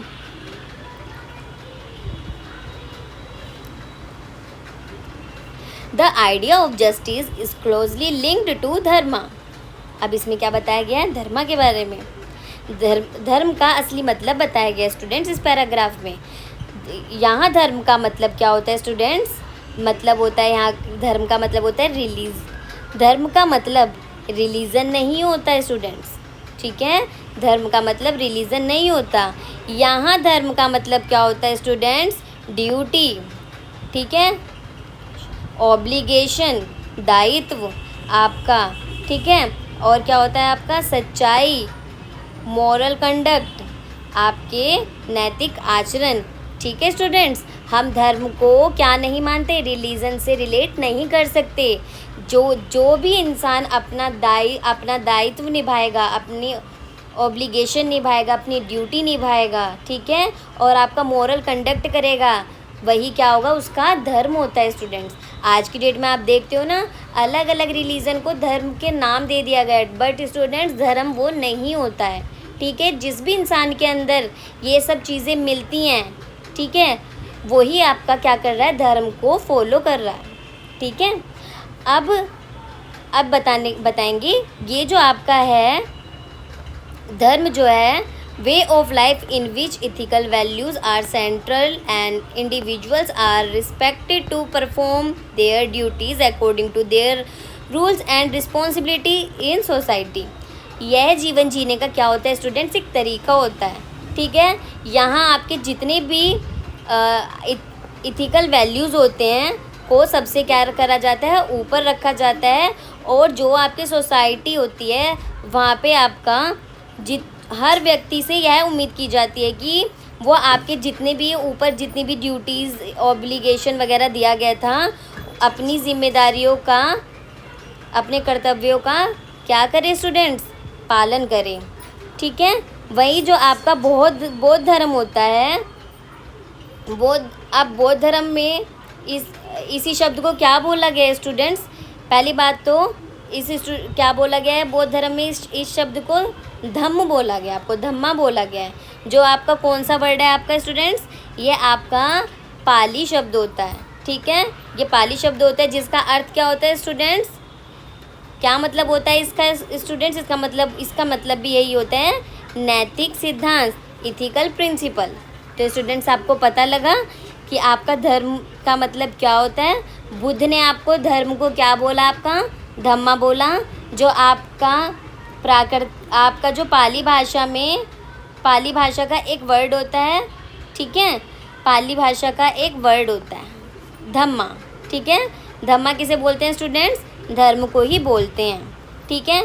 और ये भी किस लिए यूज़ किया जाता है? आपका इथिकल प्रिंसिपल्स के लिए, ठीक है, आपके नैतिक सिद्धांत के लिए। तो स्टूडेंट्स आपको देखो स्टार्टिंग से ही बुक्स से लेके आपको अच्छी अच्छी बातें सिखाई जाती हैं, तो आपको इन्हीं सब चीज़ों को स्टूडेंट्स फॉलो करना चाहिए। आज की डेट में आपको पता है कि आप बाहर का एटमॉस्फेयर कितना ज़्यादा ख़राब हो चुका है। आपको अपने माइंड से और आपको बहुत समझदारी से ही आपको आज की डेट में काम लेना चाहिए। ऐसा नहीं है कि आप किसी के बोलने से ही आप क्या करो, आप अपना थॉट प्रोसेस चेंज कर लो, नहीं, ऐसा नहीं होना चाहिए स्टूडेंट्स। अब हम आपको बताएंगे जो आपका the connection between politics and ethics, ठीक है। अब हम आपको बताएंगे जो आपके आपकी पॉलिटी और इथिक्स का गहरा संबंध होता है, ठीक है। और ये आपका किस में बताया गया है? Historical record from different period for the Mauryas to the Cholas. भारतीय इतिहास में जो आपका मौर्य वंश और आपका जो चोल वंश तक जो आपकी पॉलिटिक्स और आपके इथिक्स हैं का आपका क्या दिखता है? आपको एक बहुत अच्छा आपका क्या दिखता है? रिलेशन दिखता है, बहुत गहरा संबंध दिखता है स्टूडेंट्स, ठीक है। अब इसके कुछ एग्जांपल्स यहीं पे प्रोवाइड किए गए हैं, जैसे कि आपका सम्राट अशोक है, ठीक है। अशोक ने अपना जो प्रमोटेड धम्म बाय द, तो जो आपका अशोक है आपका एम्फेसाइजिंग मॉरल कंडक्ट, जो सम्राट अशोक ने अपने शिलालेखों के ज़रिए जो धम्म का क्या किया है स्टूडेंट्स? प्रचार प्रसार किया है, ठीक है। और उन्होंने क्या किया है आपका स्टूडेंट्स? लोगों को जो उनकी रोज़मर्रा की ज़िंदगी होती है, रोज़मर्रा की ज़िंदगी में नैतिक व्यवहार करने के लिए, एवरीडे लाइफ में आपका ethical behaviour is everyday life, रोज़मर्रा की ज़िंदगी में नैतिक व्यवहार करने के लिए, ठीक है। और आपका क्या करना चाहिए? नॉन वायलेंस एंड कंपोजिशन, ठीक है। कम कंपेसेशन, ठीक है। और क्या करना चाहिए स्टूडेंट्स आपका, उन्होंने क्या किया, परिवार में एक दूसरे का सम्मान करने के बारे में बताया है, ठीक है। नॉन वायलेंस के बारे में बताया है, आपका अहिंसा के बारे में बताया है, और आपका क्या बताया आपका, आप भाई कि भाई दया भाव रखना चाहिए स्टूडेंट्स, आप मतलब कि हर किसी को।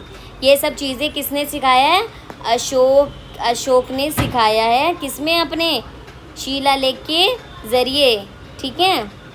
उन्होंने धम्म का प्रचार किया था।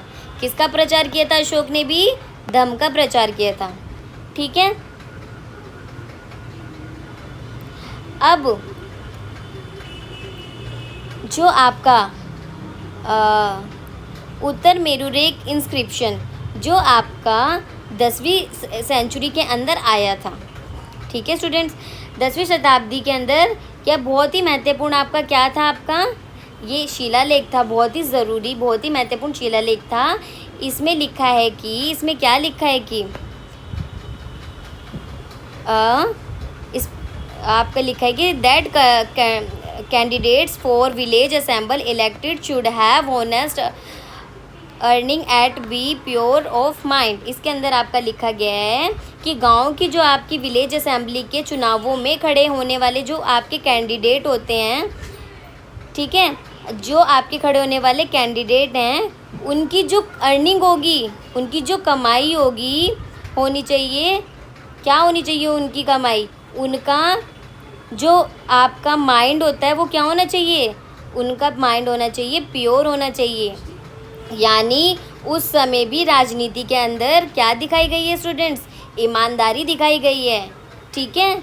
जो आपका उत्तर मेरारू जो आपका इंस्क्रिप्शन है, जो आपका 10th सेंचुरी के अंदर आया था, उसमें क्या बताया गया है, जो गांव की जो विलेज असेंबली के चुनाव होते हैं ना, उसमें भी जो आपका कैंडिडेट खड़ा होता है उसको क्या होना चाहिए, होनेस्ट होना चाहिए, आपका होनेस्ट अर्निंग होनी चाहिए उसकी, ठीक है, ईमानदारी की कमाई होनी चाहिए उसकी, ठीक है, और उसका प्योर ऑफ माइंड होना चाहिए, ठीक है, जिससे कि क्या करे, राजनीति में ईमानदारी बनी रहे, ठीक है। वहीं आपका जो आपका कामंदका, ठीक है, आपका नीतिसार और आपका क्या बाणभट्टा। अब कामंदका, नीतिसार, जो बाणभट्टा की जो आपकी कादम्बरी में आपका क्या बताया, इसे दुनिया के सबसे पहले उपन्यासों में से एक माना जाता है। क्या माना जाता है स्टूडेंट्स, इसको one of the world first novels माना जाता है इनको, समझे, किन किन को, आपका कामंदक, नीतिसार, बाणभट्ट और आपका कादम्बरी को, ठीक है स्टूडेंट्स, इनको। अब इसमें बताया कि जो ये आपके पुराने जो भी ये ग्रंथ है, उसमें राजाओं को क्या करना चाहिए, किया जाता है, राजाओं को जो किंगशिप करने के लिए, आपका शासन चलाने के लिए किस चीज़ की, आपकी गवर्नेंस की क्या होती है, ज़रूरत होती है, ठीक है। और इसको भी क्या किया गया है स्टूडेंट्स, आपको इसको भी आपका जो आपकी राजा की जो भी आपकी शासन चलाने की और आपके गवर्नेंस को अच्छे तरीके से चलाने के लिए क्या किया गया है, सलाह दी गई है इसको भी, ठीक है, आपकी पॉलिटिकल अथॉरिटी और इंडियन हिस्ट्री, ठीक है, आपकी पॉलिटिकल अथॉरिटी है, ये आपकी नैतिक आपका नैतिक तरीके से संभालने की क्या की गई है, जिम्मेदारी दी गई है, ठीक है, ताकि आपकी जो कि आपकी पॉलिटिकल अथॉरिटी है वो बहुत अच्छे से चल सके, ठीक है। तो ये भी सब कुछ क्या बताया गया, देखो स्टूडेंट्स, आपका इंडियन हिस्ट्री में पहले भी आपका बहुत ज़्यादा फेयर इलेक्शन करने के लिए और अच्छे से लोगों को, जनता की सुनने के लिए, जनता को अच्छे से रखने के लिए, उनका काम करने के लिए भी बहुत सारी चीज़ें बताई गई हैं, ठीक है। जो चीज़ें मैं आपको बता रही हूँ, आप ऐसा कर सकते हो कि एक पेन कॉपी लेके बैठिएगा मेरी क्लास के अंदर, आप उसको इजीली नोट डाउन कर दो। वैसे तो मैं इसके क्वेश्चन आंसर भी आपको प्रोवाइड करवाऊँगी, ऐसा नहीं है कि मैं आपको नहीं बताऊँगी, इनके क्वेश्चन आंसर भी आपको अच्छे से प्रोवाइड करवाए जाएंगे, ठीक है। आपके एक्स्ट्रा क्वेश्चन आंसर भी करवाए जाएंगे और बुक वर्क भी करवाया जाएगा आपका। अब हम पढ़ेंगे आपका social structure and everyday life, सामाजिक संरचना और दैनिक जीवन के बारे में हम पढ़ेंगे। अब पढ़ेंगे हम वर्णा एंड जाति के बारे में, ठीक है स्टूडेंट्स। अब बताएंगे हम वर्णा के बारे में स्टूडेंट्स, पहले वर्ण और जाति के बारे में। जैसे कि स्टूडेंट्स आपको पता है, आपको पता है कि हम कितने तरीके के आपके वो होते हैं वर्ण, 4। कौन कौन से आपका ब्राह्मण, ब्राह्मणास, ठीक है, क्षत्रियास, ठीक है, वैश्वास और शूद्रास, ठीक है। ये आपके 4 टाइप के क्या होते हैं स्टूडेंट्स, आपका वर्ण सिस्टम होते हैं, ठीक है। ये रे शुरुआती जो भी आपका अर्ली वैदिक आपका जो काल में आपका शुरुआती वैदिक ग्रंथों के अनुसार किसी व्यक्ति की जो आपकी पहचान की जाती थी, पहले व्यक्ति की, तो वो सामाजिक पहचान सिर्फ उसकी किस पे आपका डिपेंड करती थी, सिर्फ बर्थ पे डिपेंड करती थी, ठीक है। आपके पहले टाइम में जो उसकी पहचान की जाती थी तो वो बर्थ से होती थी, ठीक है। जैसे कि अगर कोई ब्राह्मण आपका उसमें कुल में किसी ने जन्म लिया आपका, तो वो ब्राह्मण कहलाता था, ठीक है। आपका क्षत्रिय उसमें जन्म लिया तो वो क्षत्रिय कहलाता था। तो पहले जिस समाज में वो पैदा होता था वो वही उसको मान लिया जाता था, ठीक है, बहुत पहले, ठीक है। बट जो आपका अर्ली पीरियड आया उस टाइम पे आपका क्या हुआ कि जो आपका जो जन्म के आधार पर ही आपका ये चीज़ें क्या होता था, फिक्स नहीं होती थी। ये तो बहुत पहले की बात बता रही हूँ मैं। बट जो आपका वैदिक ग्रंथ, जो आपके वैदिक ग्रंथों में तो आपको बर्थ जो उनका होता था ना, जो वैदिक ग्रंथों के अंदर है, बर्थ के आधार पे उनका मतलब वो डिसाइड नहीं किया जाता था कि भाई ये ब्राह्मण होगा, क्षत्रिय होगा, वैश्य होगा, ठीक है। बल्कि वो क्या करते थे, किसी व्यक्ति की आपकी पहचान के आधार पर, ठीक है, पहचान किनसे होती थी आपकी, बहुत सारी चीज़ों से मिलकर होती थी। जैसे कि स्टूडेंट्स आपकी क्या होती थी,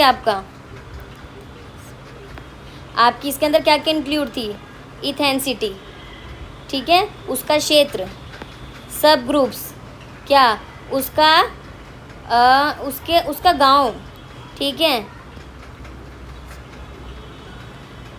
उसका क्या, उसका आपका जो उसका क्षेत्र, आपका जोग्राफिकल रीजन, उसका विलेज एफिशिएंसी, उसका गांव, उसका गोत्र, ठीक है, और वो भी, ठीक है, और उसकी क्या, उसकी लैंग्वेज, स्पेसिफिक ऑक्यूपेशन, और उसका क्या, उसका जो स्पेसिफिक ऑक्यूपेशन होगा, इन सब के आधार पर क्या होता था स्टूडेंट्स, इसको बताया जाता था, इनकी पहचान की जाती थी कि भाई ये किस गांव से है, इसका क्या गोत्र है, ये किस और क्या कहते हैं, इसकी भाषा क्या है, इसका ऑक्यूपेशन क्या है, इसके आधार पर क्या होती थी, उस व्यक्ति की पहचान की जाती थी स्टूडेंट्स, ठीक है।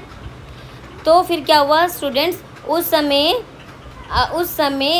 समय जो आपका जो समाज था, उस समय जो आपका समाज था और आर्थिक रिश्ते आपस में क्या होते थे, कनेक्ट होते थे, जुड़े हुए होते थे स्टूडेंट्स, समाज में और आपके आर्थिक रिश्ते क्या होते थे स्टूडेंट्स, जुड़े हुए होते थे, ठीक है। और सबसे ज़रूरी बात यह थी कि उस दौर में आपका जो ऑक्यूपेशन होता था, उस टाइम पे जो आपका ऑक्यूपेशन होता था वो बहुत ही ज़्यादा क्या होता था, फ्लेक्सिबल होता था, ठीक है। कोई भी व्यक्ति अपना काम क्या कर सकता था स्टूडेंट्स, आपका ऑक्यूपेशन आपका बदल सकता था, और जन्म के आधार पर एक ही काम को पीढ़ी दर पीढ़ी करने की मजबूरी उस समय पूरी तरीके से क्या थी, स्थापित आपकी नहीं हुई थी उस टाइम पे, ठीक है। उस टाइम पे जैसे मान लो कि किसी का काम जन्म से है कि वो कपड़ा बुने, तो ज़रूरी नहीं था वो कपड़ा ही बुनता रहेगा, ठीक है, ठीक है। और उस समय था कि आप कोई और दूसरा भी काम कर सकते हो, अब भाई किसी को मजबूर नहीं किया जाएगा इस चीज़ के लिए, ठीक है।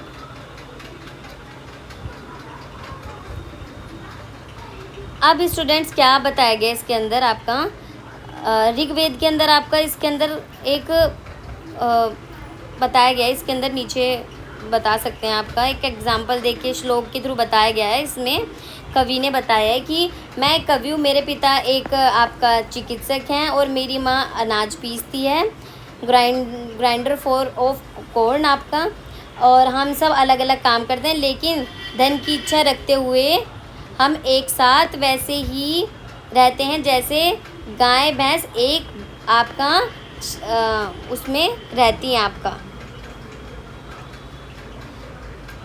ठीक है,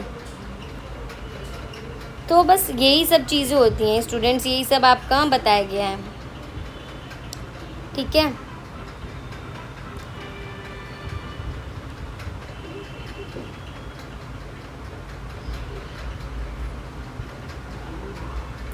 अब स्टूडेंट जो आपका 4 वर्ण है, 4 वर्ण और उनके कार्यों के बारे में आपको बताया गया है। ठीक है, इसके अंदर इस पैराग्राफ के अंदर आपके जो भी आपके 4 वर्ण है और उसके आपके वर्क के बारे में बताया गया है। ठीक है, तो इसमें आपका 4 आपका सामाजिक श्रेणियाँ बनाई गई हैं, इसमें आपकी सोशल कैटेगरीज बनाई गई हैं आपकी। ठीक है, और सबसे पहले इसका जिक्र ऋग्वेद के आपके किस में किया गया है, आपका जो इसका सबसे पहले किया गया है ऋग्वेद के आपके 10वें मंडल में आपका क्या किया गया है, आपका पुरुष सूक्त जो आपका है, पुरुष सूक्त जो आप सूक्त है नाम के सूक्त में मिलता है आपका, जो आपकी वर्ण मिलता है ना, आपका जो वर्ड मिलता है आपका, वो आपका ऋग्वेद के जो आपका 10th आपका सूक्त है आपका, उसमें क्या मिलता है, उसके भी आपके पुरुष सूक्त में आपको ये नाम मिलता है।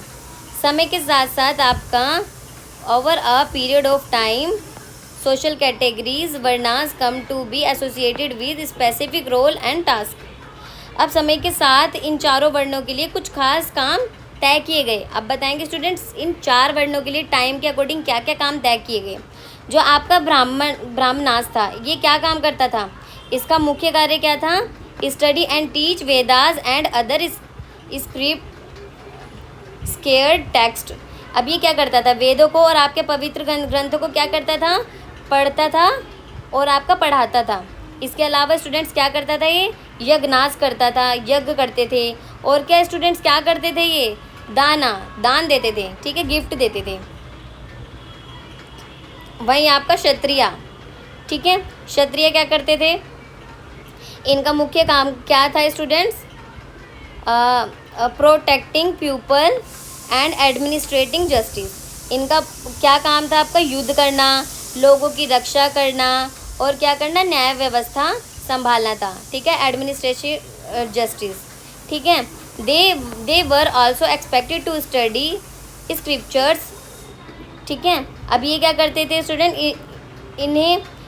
इनसे भी शास्त्रों का अध्ययन करने, आपका यज्ञ करने और जितने भी आपके सामाजिक व्यवस्था बनाए रखने की इनसे भी क्या की जाती थी, उम्मीद की जाती थी इन लोगों से भी।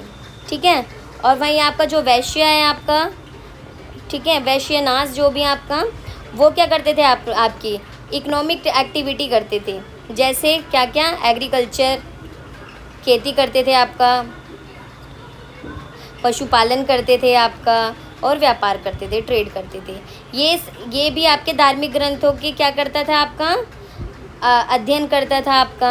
ठीक है, और क्या करता था, आपका दान पुण्य भी करता था, आपका चैरिटी भी करता था, इसमें भी आपका भाग लेता था। और शूद्रास क्या करते थे स्टूडेंट्स, आपके जो शूद्र थे वो क्या करते थे, वो जो बाकी जो आपके तीनों वर्णास हैं, आपके 3 वर्ण हैं आपके, उनकी क्या करते थे स्टूडेंट्स,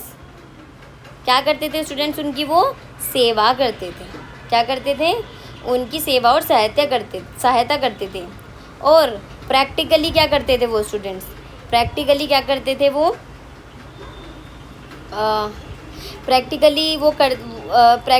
शूद्र भी आपका क्या करते थे, आपका एग्रीकल्चर करते थे, एनिमल आपका हस्बेंड्री, आपका पशुपालन करते थे, व्यापार करते थे, आर्ट करते थे, और आपके क्या करते थे, क्राफ्ट जैसे काम करते थे वो भी। ठीक है, अब आपको स्टूडेंट्स में पता लग गया 4 वर्ण और चारों वर्ण क्या क्या काम करते थे। अब बताएंगे स्टूडेंट्स हम इस पैराग्राफ में वर्ण व्यवस्था का आधार बताएंगे इसके, ठीक है। वर्णावाद based on system of value in which knowledge was given the highest status followed by political power and wealth। मूल्यों पर अब हम क्या बताएंगे स्टूडेंट, शुरुआत में ही वर्ण व्यवस्था एक मूल्य आधारित प्रणाली पर आपका क्या थी, वैल्यू बेस्ड नॉलेज थी, एक तरह से आप कह सकते हो इसकी, ठीक है। जो आपका क्या था, जिसकी वैल्यू क्या थी, सबसे हाईएस्ट स्टेटस था, जिसका सबसे ऊंचा दर्जा दिया गया था। और उसके बाद जो आपका पॉलिटिकल पावर और जो आपकी संपत्ति है, वेल्थ है आपका, ठीक है, उसमें उसको क्या मिला, स्थान मिला। वही आपका जो स्टूडेंट्स जो हम आपका बताएंगे आपको काम के आधार पे, अब हम बताएंगे इनका बंटवारा किस तरीके से हुआ स्टूडेंट्स, ठीक है। अब हम काम के आधार पर इनको क्या करेंगे, डिवाइड करेंगे, ठीक है। किसके आधार पर काम की डिवाइड करेंगे हम इसको, वर्णास को, किसके, काम के आधार पर, बर्थ के आधार पर नहीं, काम के आधार पर डिवाइड करें, ठीक है। अब जैसे आपका बौद्ध ग्रंथ है, आपका कौन सा बौद्ध ग्रंथ है आपका, सुत्त पिटक, कौन सा, सुत्त पिटक में क्या लिखा गया है students, no Brahmin is such by birth, no outcaste is such by birth but only by his deeds. अब इसके अंदर क्या बताया गया स्टूडेंट, कोई भी जो व्यक्ति है जन्म से आपका ब्राह्मण नहीं होता, ना ही कोई जन्म से क्या होता, आउटकास्ट होता, अछूत होता, ठीक है, मतलब नीचा होता। व्यक्ति केवल अपने जो आपके कर्म है, आपके डीड्स हैं आपके, उसी से ही आपका ब्राह्मण और आपका जो आउटकास्ट क्या हो सकता है, ठीक है।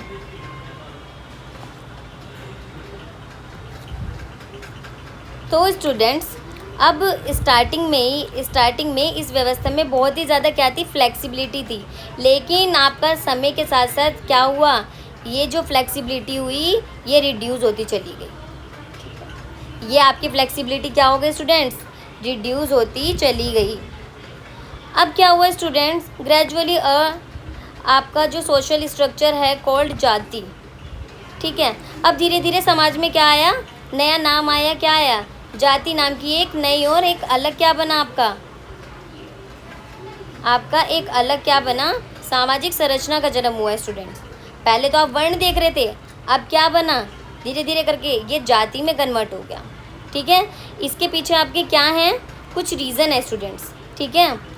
जैसे क्या इसका फर्स्ट रीज़न जैसे क्या, इंक्लूडिंग इंटरमैरिज अमंग द वर्णास, अलग अलग वर्णों के बीच क्या करना, आपस में विवाह होना, ठीक है। जैसे ब्राह्मण का विवाह क्षत्रिय से, क्षत्रिय का विवाह ब्राह्मण से, क्षत्रिय का विवाह शूद्र से, ठीक है। ऐसे अलग अलग वर्ण के साथ आपका क्या करना, विवाह होना। और जो आपका माइग्रेटिंग कम्युनिटीज़ बिकम इंडोगेमस, जो आपका है आपका जो बाहरी और जो भी आपके माइग्रेटिंग जो आपकी ग्रुप्स होते थे, ठीक है, बाहरी और प्रवासी समूहों का क्या करना आपका, उनके साथ भी शादी कर लेना, मैरिज कर लेना स्टूडेंट्स, ठीक है।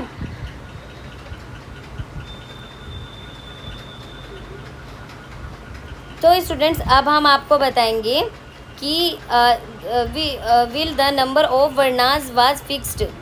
अब हम बताएंगे जो आपके यहाँ वर्णों की संख्या थी ना, वो हमेशा से ही कितनी रही है स्टूडेंट्स, फिक्स रही है, ठीक है। वही जातियों की संख्या पर भी आपका कोई असर नहीं पड़ा, ठीक है। इसकी संख्या पर भी आपका कोई रोक नहीं थी, ठीक है। जैसे जैसे आपका नए सोशल ग्रुप्स बने और आपके नए ऑक्यूपेशन शुरू हुए, वैसे वैसे ही आपकी जाति की संख्या लगातार आपकी क्या हुई, ग्रो होने लगी आपका जाति की संख्या, ठीक है स्टूडेंट्स।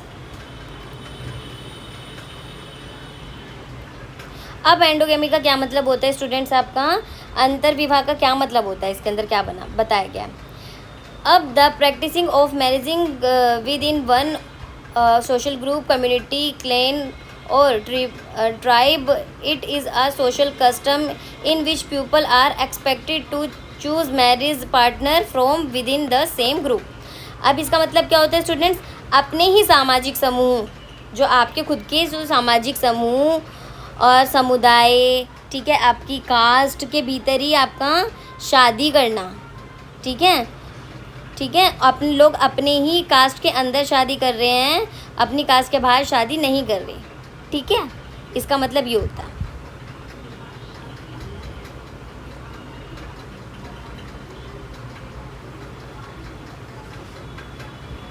तो अभी स्टूडेंट्स हम क्या बताएंगे आपका, अब हम बताएंगे आपको सोशल मोबिलिटी के बारे में। मैं आपको थोड़ा सा बता देती हूँ सामाजिक गतिशीलता का क्या मतलब होता है स्टूडेंट्स, ठीक है, क्या मतलब होता है। कोई जो आपका कोई व्यक्ति या समूह अपनी जाति या काम को क्या कर सकता है, बदल सकता है स्टूडेंट्स, ठीक है। तो मैं आपको इस पैराग्राफ को ऐसे ही समझा देती हूँ। कोई भी आपका वर्ण और जाति का स्टूडेंट्स अपने क्या कर सकता है, आपको काम को क्या कर सकता है, बदल सकता है। हाँ, इतिहास में ऐसे कई उदाहरण मिलते हैं आपको स्टूडेंट्स, आपको ऐसे कई आपको एग्जाम्पल देखने को मिलते हैं जो दिखाते हैं कि वर्ण और जाति हमेशा पूरी तरह से क्या हुई है, आपकी जो वर्ण और जाति है हमेशा से क्या रही है, रिजिड रही है, ठीक है, कठोर नहीं थे, ठीक है।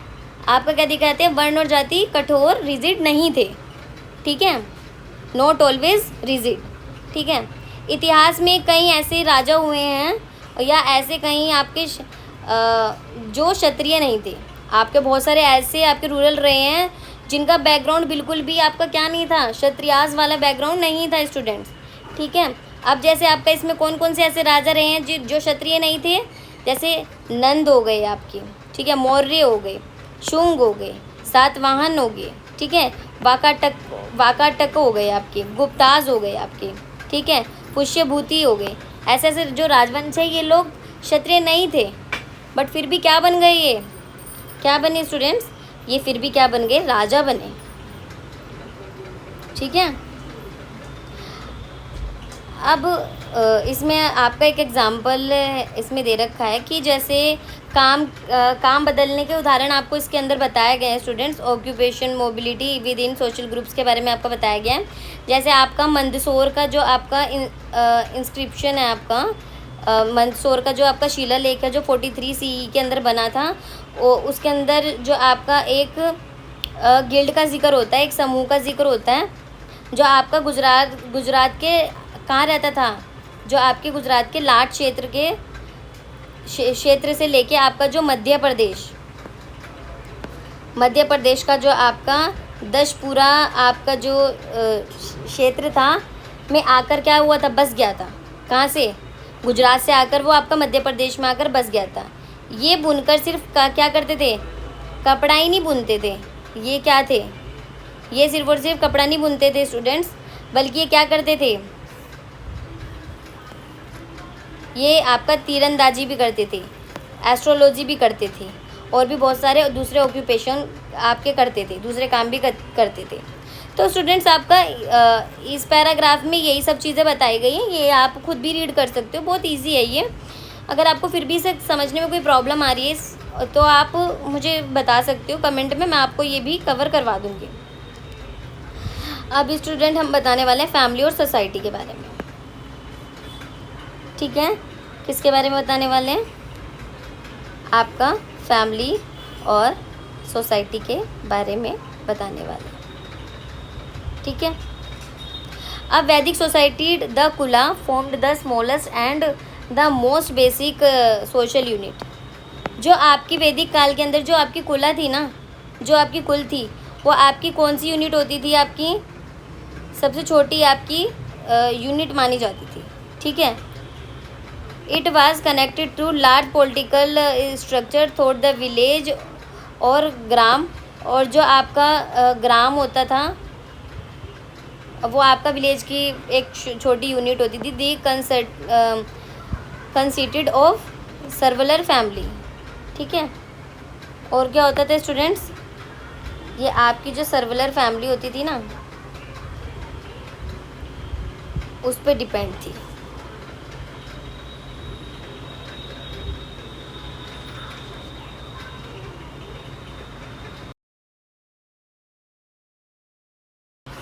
तो स्टूडेंट अब हम बताएंगे फैमिली और सोसाइटी के बारे में, ठीक है।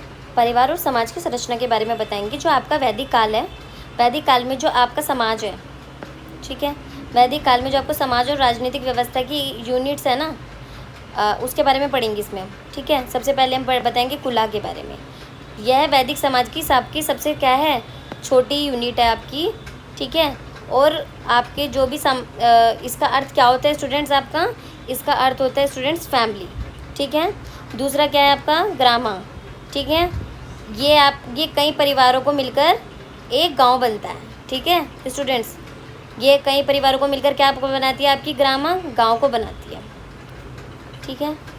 वही आपका है विश, ठीक है। विश का क्या विश क्या है, कई गांव मिलकर क्या बनते हैं, कई गांव मिलकर क्या बनते हैं, विश बनते हैं, ठीक है।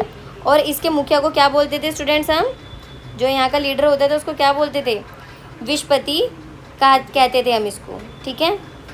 फिर आपकी स्टूडेंट्स आएगी जना, कौन सी आएगी, जना।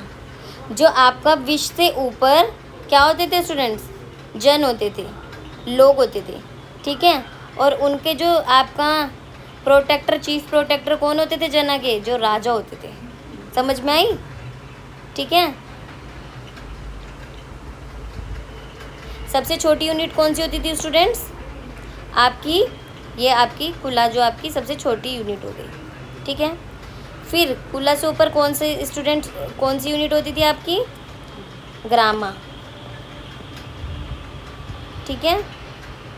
अब आपके जो आपकी कुला क्या थी, आपका फैमिली को बोलते थे, कुला किसको बोलते थे आपका।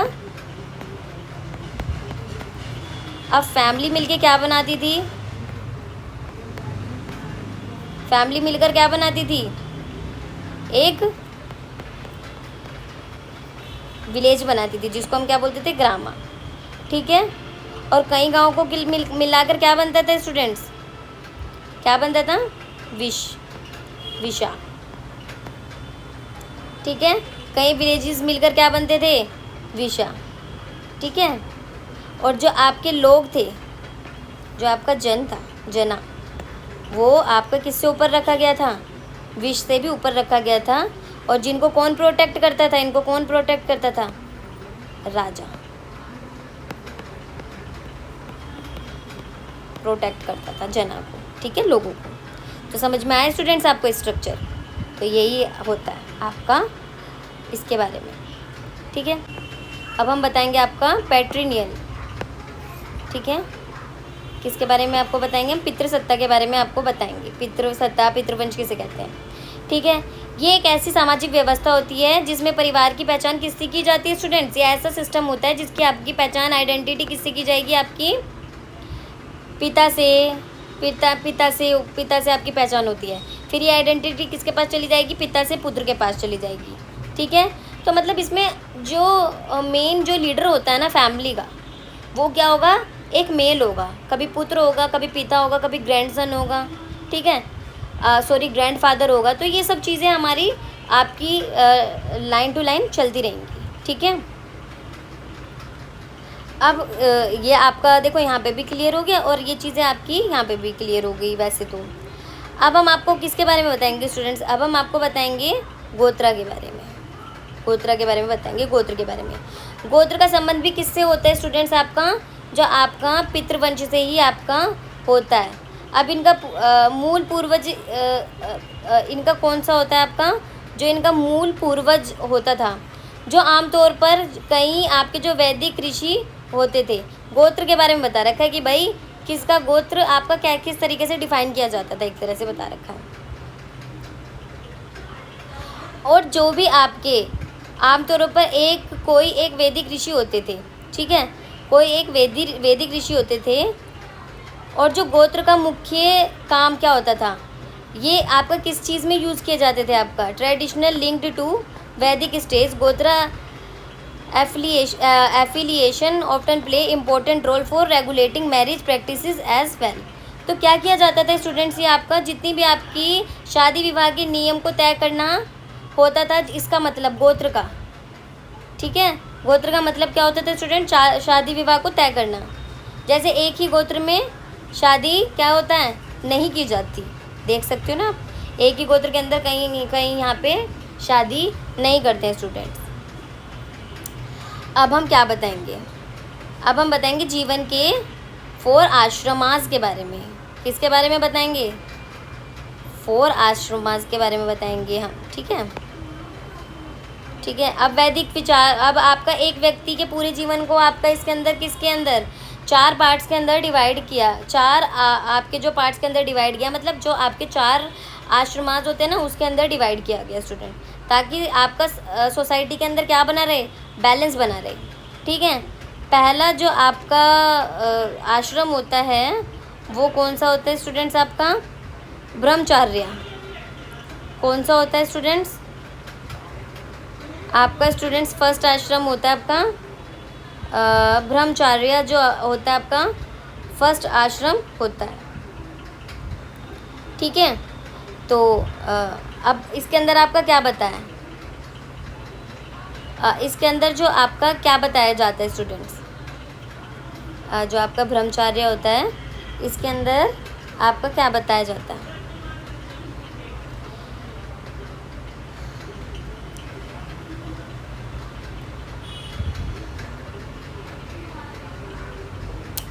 तो स्टूडेंट जो आपका ब्रह्मचर्य होता है ना, आपकी कौन सी स्टेज होती है स्टूडेंट्स ये,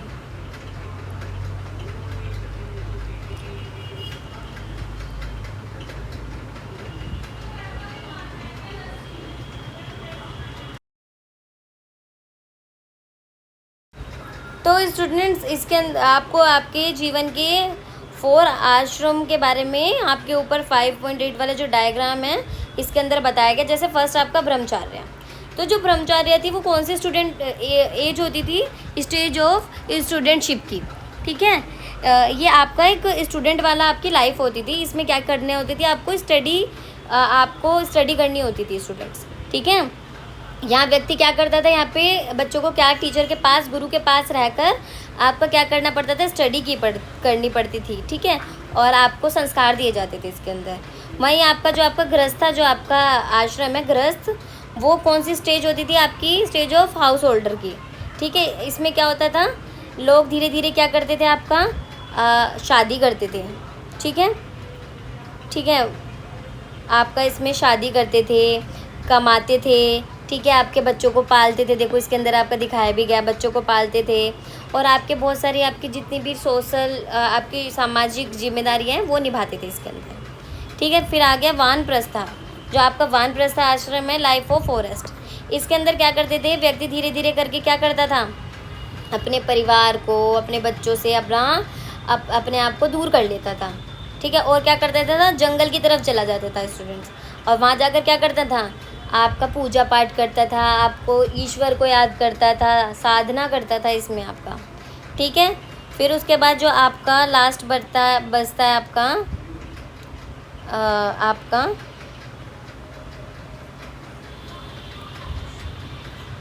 आपका सन्यासा। जो आपका सन्यासा मतलब क्या होता है, इसका मतलब होता है यह जीवन का सबसे लास्ट होता है, ठीक है, सबसे लास्ट पार्ट होता है। इसमें व्यक्ति सब कुछ पूरी तरह से क्या कर देता है, छोड़ देता है, ठीक है, और केवल किस चीज़ की आपका कामना करता है स्टूडेंट्स, कि भाई हाँ अब तो मैं मोक्ष प्राप्त करना चाहता हूँ, भाई अब मैं मरना चाहता हूँ, अब मुझे ज़िंदगी से कोई लेना देना नहीं है, मुझे इस ज़िंदगी और मरने से मुझे मुक्ति दिला दो भाई। देख लो इतने सारे काम करने के बाद स्टूडेंट्स लोगों ने क्या किया, लास्ट में भाई हमें मुक्ति दिला दो। तो ये सब चीज़ें स्टूडेंट्स पहले से अब तक चलती आ रही हैं। आप अपने पेरेंट्स को भी कहीं ना कहीं देख सकते होंगे कि वो भी ये सारी चीज़ें करते बोलते होंगे, ठीक है। तो ये सब चीज़ें होती रहती हैं स्टूडेंट्स। तो ये आपने 4 के 4 आश्रम आपने क्या कर लिए, पढ़ लिए। अब हम क्या बताएंगे आपको, षोडश और आपका संस्कार के बारे में बताएंगे आपका। ये कौन सा संस्कार होता था स्टूडेंट्स, ये जो आपका लाइफ के इन सभी चरणों के साथ साथ व्यक्ति को कहीं आपके भाई ये आपके इन चरणों के साथ साथ क्या करता था स्टूडेंट्स, आपका कहीं आपके जितने भी धार्मिक अनुष्ठान होते थे, ठीक है, जो भी आपके रिचुअल्स होते थे, सेरेमनीज़ होती थी आपकी, ठीक है, उनसे क्या करता था, गुजरना पड़ता था। ये लाइफ की वो आपकी वो स्टेज होती थी। इन चरणों के साथ साथ व्यक्ति को बहुत सारे रिचुअल से और आपके सेरेमनी से भी क्या करना पड़ता था, गुजरना पड़ता था। इन्हें ही आपको क्या बोलते हैं, आपको आपके षोडश संस्कार, इनको वैसे बोलते हैं 16 आपके राइट्स ऑफ पैसेज। आपके 16 जो संस्कार होते हैं ना स्टूडेंट्स, वो इन्हीं को बोलते थे, ठीक है। और जो ये आपके संस्कार हैं व्यक्ति के कब से शुरू होते हैं स्टूडेंट्स, ये बर्थ से लेके आपके उसके मतलब कि मरने तक, ठीक है, उसके मरने तक रहते हैं एक तरह से। जैसे कि स्टूडेंट्स इसके अंदर एजुकेशन भी आता है, स्टडीज़ भी आ जाता है, एंगेजमेंट भी, मैरिज भी, बर्थ ऑफ चिल्ड्रन का भी, ये सारे संस्कार होते हैं। मैरिज ऑफ चिल्ड्रन, ये क्या होते हैं, हमारे संस्कार होते हैं, ठीक है। इसमें आपका पढ़ाई आता है, आपका पढ़ाई की शुरुआत होना, आपका पूरी होना, आपकी मैरिज होना, आपके बच्चे होना, ठीक है, आपके बच्चों का विवाह होना, ठीक है, माता पिता की मृत्यु के बाद अंतिम संस्कार, श्राद्ध, जो आज आपके टाइम पे देखते हो ना श्राद्ध करते हैं, ठीक है, अंत में जो आपकी व्यक्ति की खुद की मृत्यु, ये सब मिलकर ही आपका क्या बनते हैं स्टूडेंट्स, आपके 16 संस्कार आपके बनते हैं, ठीक है। अब अपार्ट फ्रॉम द, अब इसके बारे में क्या बताया गया है इसके अंदर कि कौन से आपके अपार्ट ऑफ द आश्रमास। अब आश्रमों के एक थोड़ा सा भी बच्चों हो जाता है, डिजिटली है ये सब चीज़ें भी ऊपर नीचे। तो अब हम क्या करेंगे, आश्रमों के अलावा अब इसमें हम बताएंगे स्टूडेंट्स, पहले तो आपका जो आपके 4 गोल्स ऑफ लाइफ एंड पुरुषार्थ, ठीक है, 4 गोल ऑफ लाइफ एंड पुरुषार्थ के बारे में इसके अंदर बताएंगे। अभी स्टूडेंट्स आश्रमों के अलावा भी जो आपका प्राचीन आपका जो भारतीय सोच में मानव जीवन के क्या थे, आपके 4 गोल्स थे, जिन्हें क्या बोला जाता था स्टूडेंट्स, पुरुषार्थ बोला जाता था, ठीक है। अब हर इंसान के लिए आपके कौन कौन से 4 पुरुषार्थ कौन से थे, पहला कौन सा स्टूडेंट पुरुषार्थ था, पहला पुरुषार्थ था आपका धर्मा, कौन सा, धर्मा। अब इसका मतलब क्या था आपका, इसमें था आपका सही रास्ते पे चलना। धर्म का मतलब क्या था, सही रास्ते पे चलना, नैतिक बनना, अपने कर्तव्यों को निभाना। दूसरा कौन सा था आपका, अर्थ, मटेरियल वेल बीइंग, ठीक है। तो इसमें आपका क्या था, जीवन जीने के लिए धन संपत्ति, ठीक है, जो आपका क्या था, जीवन जीने के लिए आपकी धन संपत्ति और भौतिक सुख हो गए आपके। तो अर्थ का मतलब यही था कि भाई आपको क्या करना है, सुख साधन ईमानदारी से आपके कमाने हैं भाई आपके। फुलफिलमेंट ऑफ डायर्सिस, इसका मतलब क्या, कर्मा। कर्म का क्या मतलब है, जीवन की इच्छाएं और खुशियों को इंजॉय करना, ठीक है। फिर क्या है स्टूडेंट्स आपका, moksha, liberation for the worldly ties, ठीक है। अब संसारिक जो आपके बंधन है, आपको क्या करना है उनसे, जन्म मरण से क्या करना है, आपका मुक्ति चाहिए अब लास्ट में, ठीक है। अब फिर उसके बाद आपका क्या बताया गया, एथिकल पॉइंट ऑफ व्यू, आपका नैतिक दृष्टिकोण के बारे में बताया गया इसमें। एथिकल पॉइंट क्या होता है, अब इस पूरी व्यवस्था में जो आपका धर्म और आपका मोक्ष है, ये आपसे सबसे ज़्यादा क्या हो जाते हैं स्टूडेंट्स, इम्पोर्टेंट हो जाते हैं, ठीक है। क्योंकि ये मानव जीवन की क्या है स्टूडेंट्स, ये सही डायरेक्शन होता है, ह्यूमन लाइफ का सही डायरेक्शन और सही पर्पस होता है, क्या, धर्म और मोक्ष। अब आपको बताएंगे इसका एग्जाम्पल देने के लिए, धन कमाना मतलब क्या होता है स्टूडेंट्स, अर्थ, ठीक है। वही आपको धन कमाना अर्थ, ठीक है, अच्छी बात है, लेकिन वह हमेशा धर्म के दायरे में रह के ही और आपको समाज के कल्याण के लिए ही आपको रखते हुए कमाया जाना चाहिए, ठीक है। अब आपको अगर धन कमाना है ना, तो वो सिर्फ़ और सिर्फ आपको क्या करना है, आपको धर्म के दायरे में रहकर ही किसी भी मतलब गलत काम के ज़रिए आपको धन नहीं कमाना, सिर्फ़ और सिर्फ आपको क्या करना है, आपको समाज के कल्याण के लिए ही आपको क्या करना है, आपको धन कमाना है। पता लगा स्टूडेंट्स?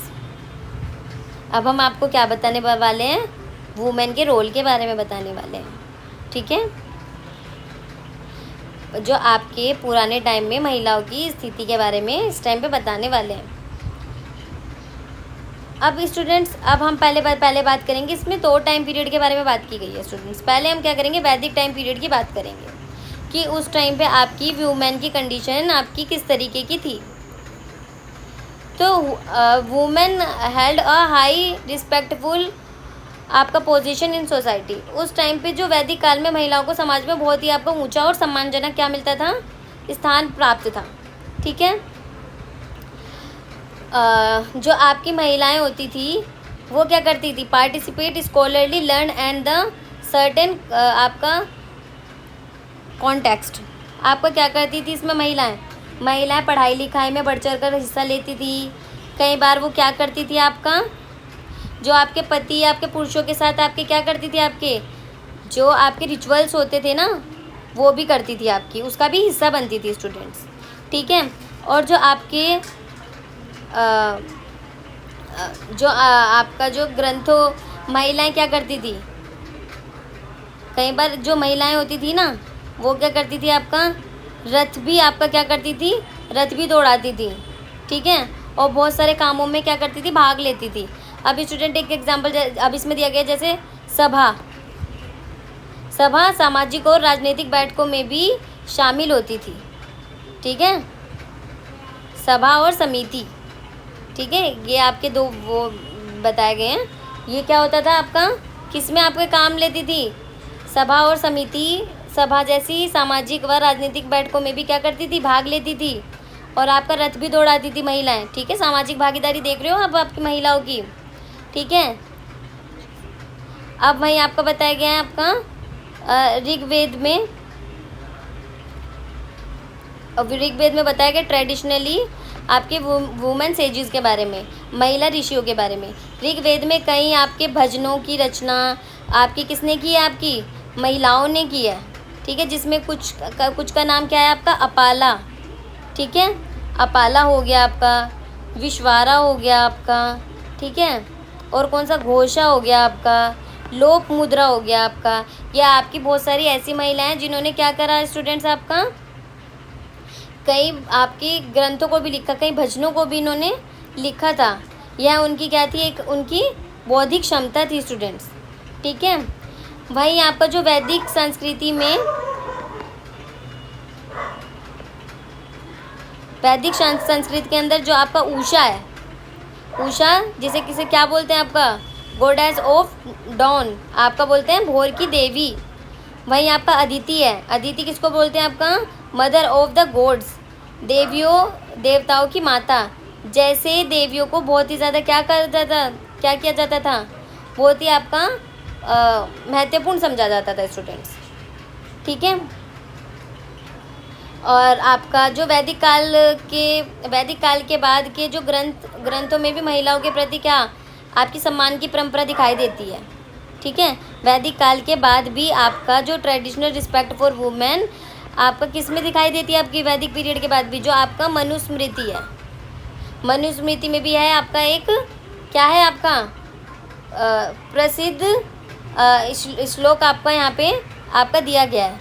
और आपके जो महिलाओं के सम्मान है आपके वैदिक काल के बाद भी दिखाई देती है। अब जैसे मनुस्मृति में कौन सा श्लोक दिखाया गया है, ये आपका श्लोक है। ठीक है, तो ये आप पढ़ लेना, या फिर मैं इसका मीनिंग बता देती हूँ। ठीक है, इसमें बताए गए यहाँ महिलाओं का जो आपका आदर सम्मान होता था, और वहाँ देवता निवास करते थे। तो इसमें बताया गया जहाँ पे महिलाओं का रिस्पेक्ट होती थी वहीं पे आपका देवता क्या करते थे, आपका निवास करते थे, मतलब खुश रहते थे। ठीक है, खुशहाली होती थी वहाँ।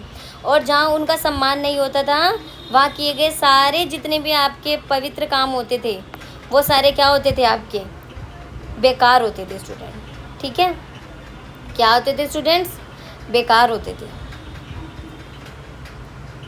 तो स्टूडेंट्स आपका क्या हुआ, अब टाइम के अकॉर्डिंग क्या हुआ स्टूडेंट्स, जैसे जैसे समय बदला वैसे वैसे क्या हुआ स्टूडेंट, जो आपके राजनीतिक स्थितियाँ जितनी भी थी, पॉलिटिकल कंडीशन थी, वो बदली। ठीक है। और जो आपकी जैसे जैसे आपका over time position role women आपका declined social and political condition, उन्होंने क्या किया, परिस्थितियाँ बदली, आपकी सामाजिक और राजनीतिक परिस्थितियाँ बदली। महिलाओं की स्थिति और उनकी भूमिकाओं में क्या दिखते हैं हमें, आपको बहुत सारे उतार चढ़ाव देखने को मिलते हैं। ठीक है। जैसे धीरे धीरे उनकी स्थिति में क्या आया स्टूडेंट, डिक्लाइन आया। क्या आया उनकी स्थिति में, डिक्लाइन आया, गिरावट भी देखने को मिलती है। ठीक है। अब इसके एग्जाम्पल क्या है, महिलाएं क्या करती थी, लगातार हाउस होल्ड मैनेजमेंट, घर का काम करती थी। ठीक है। एग्रीकल्चर करती थी, क्राफ्ट करती थी, और क्या करती थी, धार्मिक प्रथाओं को अपना क्या मानती थी, वो इम्पोर्टेंट काम मानती थी। ठीक है। अब स्टूडेंट जो आपका इस हिस्से में अब आपको बताया गया जो आपका गुप्त वाकाटक पीरियड है ना, इसके बारे में आपका यहाँ बताया गया। ठीक है। जो 4 से 6 आपका सेंचुरी तक जो चला था। अब इसमें क्या बताया गया है, इस काल में बताया गया जो आपका साहित्यिक ग्रंथ जो आपके होते थे इस टाइम पे, आपका features female character would depicted highly education and skilled in the art. अब इस टाइम पे जो महिलाएं होती थी वो शिक्षित होती थी और क्या होती थी, बहुत ज़्यादा स्किल्ड होती थी। ठीक है। और आपका जो इनके हिस्टोरिकल जो रिकॉर्ड्स के अंदर क्या बताया गया है, बताते हैं कि जो आपकी क्वींस होती हैं और रॉयल वुमेन होती हैं, आपकी रानियाँ होती हैं, और राजघराने की जो महिलाओं ने क्या किया, आपका इम्पोर्टेंट रोल प्ले किया किसमें, गवर्नेंस में, और रिलीजियंस आपका आपके जो धार्मिक कार्यों में उन्होंने भूमिका निभाई, आपका शासन चलाने में और आपके धार्मिक कार्यों को करने में उनकी क्या कराई, भूमिका निभाई। अब हम एग्जाम्पल क्या देंगे इसका। अब फॉर एग्जाम्पल जो आपका गुप्त शासक आपका चंद्रगुप्त मौर्य था, जो आपका गुप्त शासक आपका जो चंद्रगुप्त मौर्य चंद्रगुप्त द्वितीय की बेटी थी, कौन थी, गुप्त की बेटी कौन थी, प्रभावती गुप्त। कौन थी, प्रभावती गुप्त थी।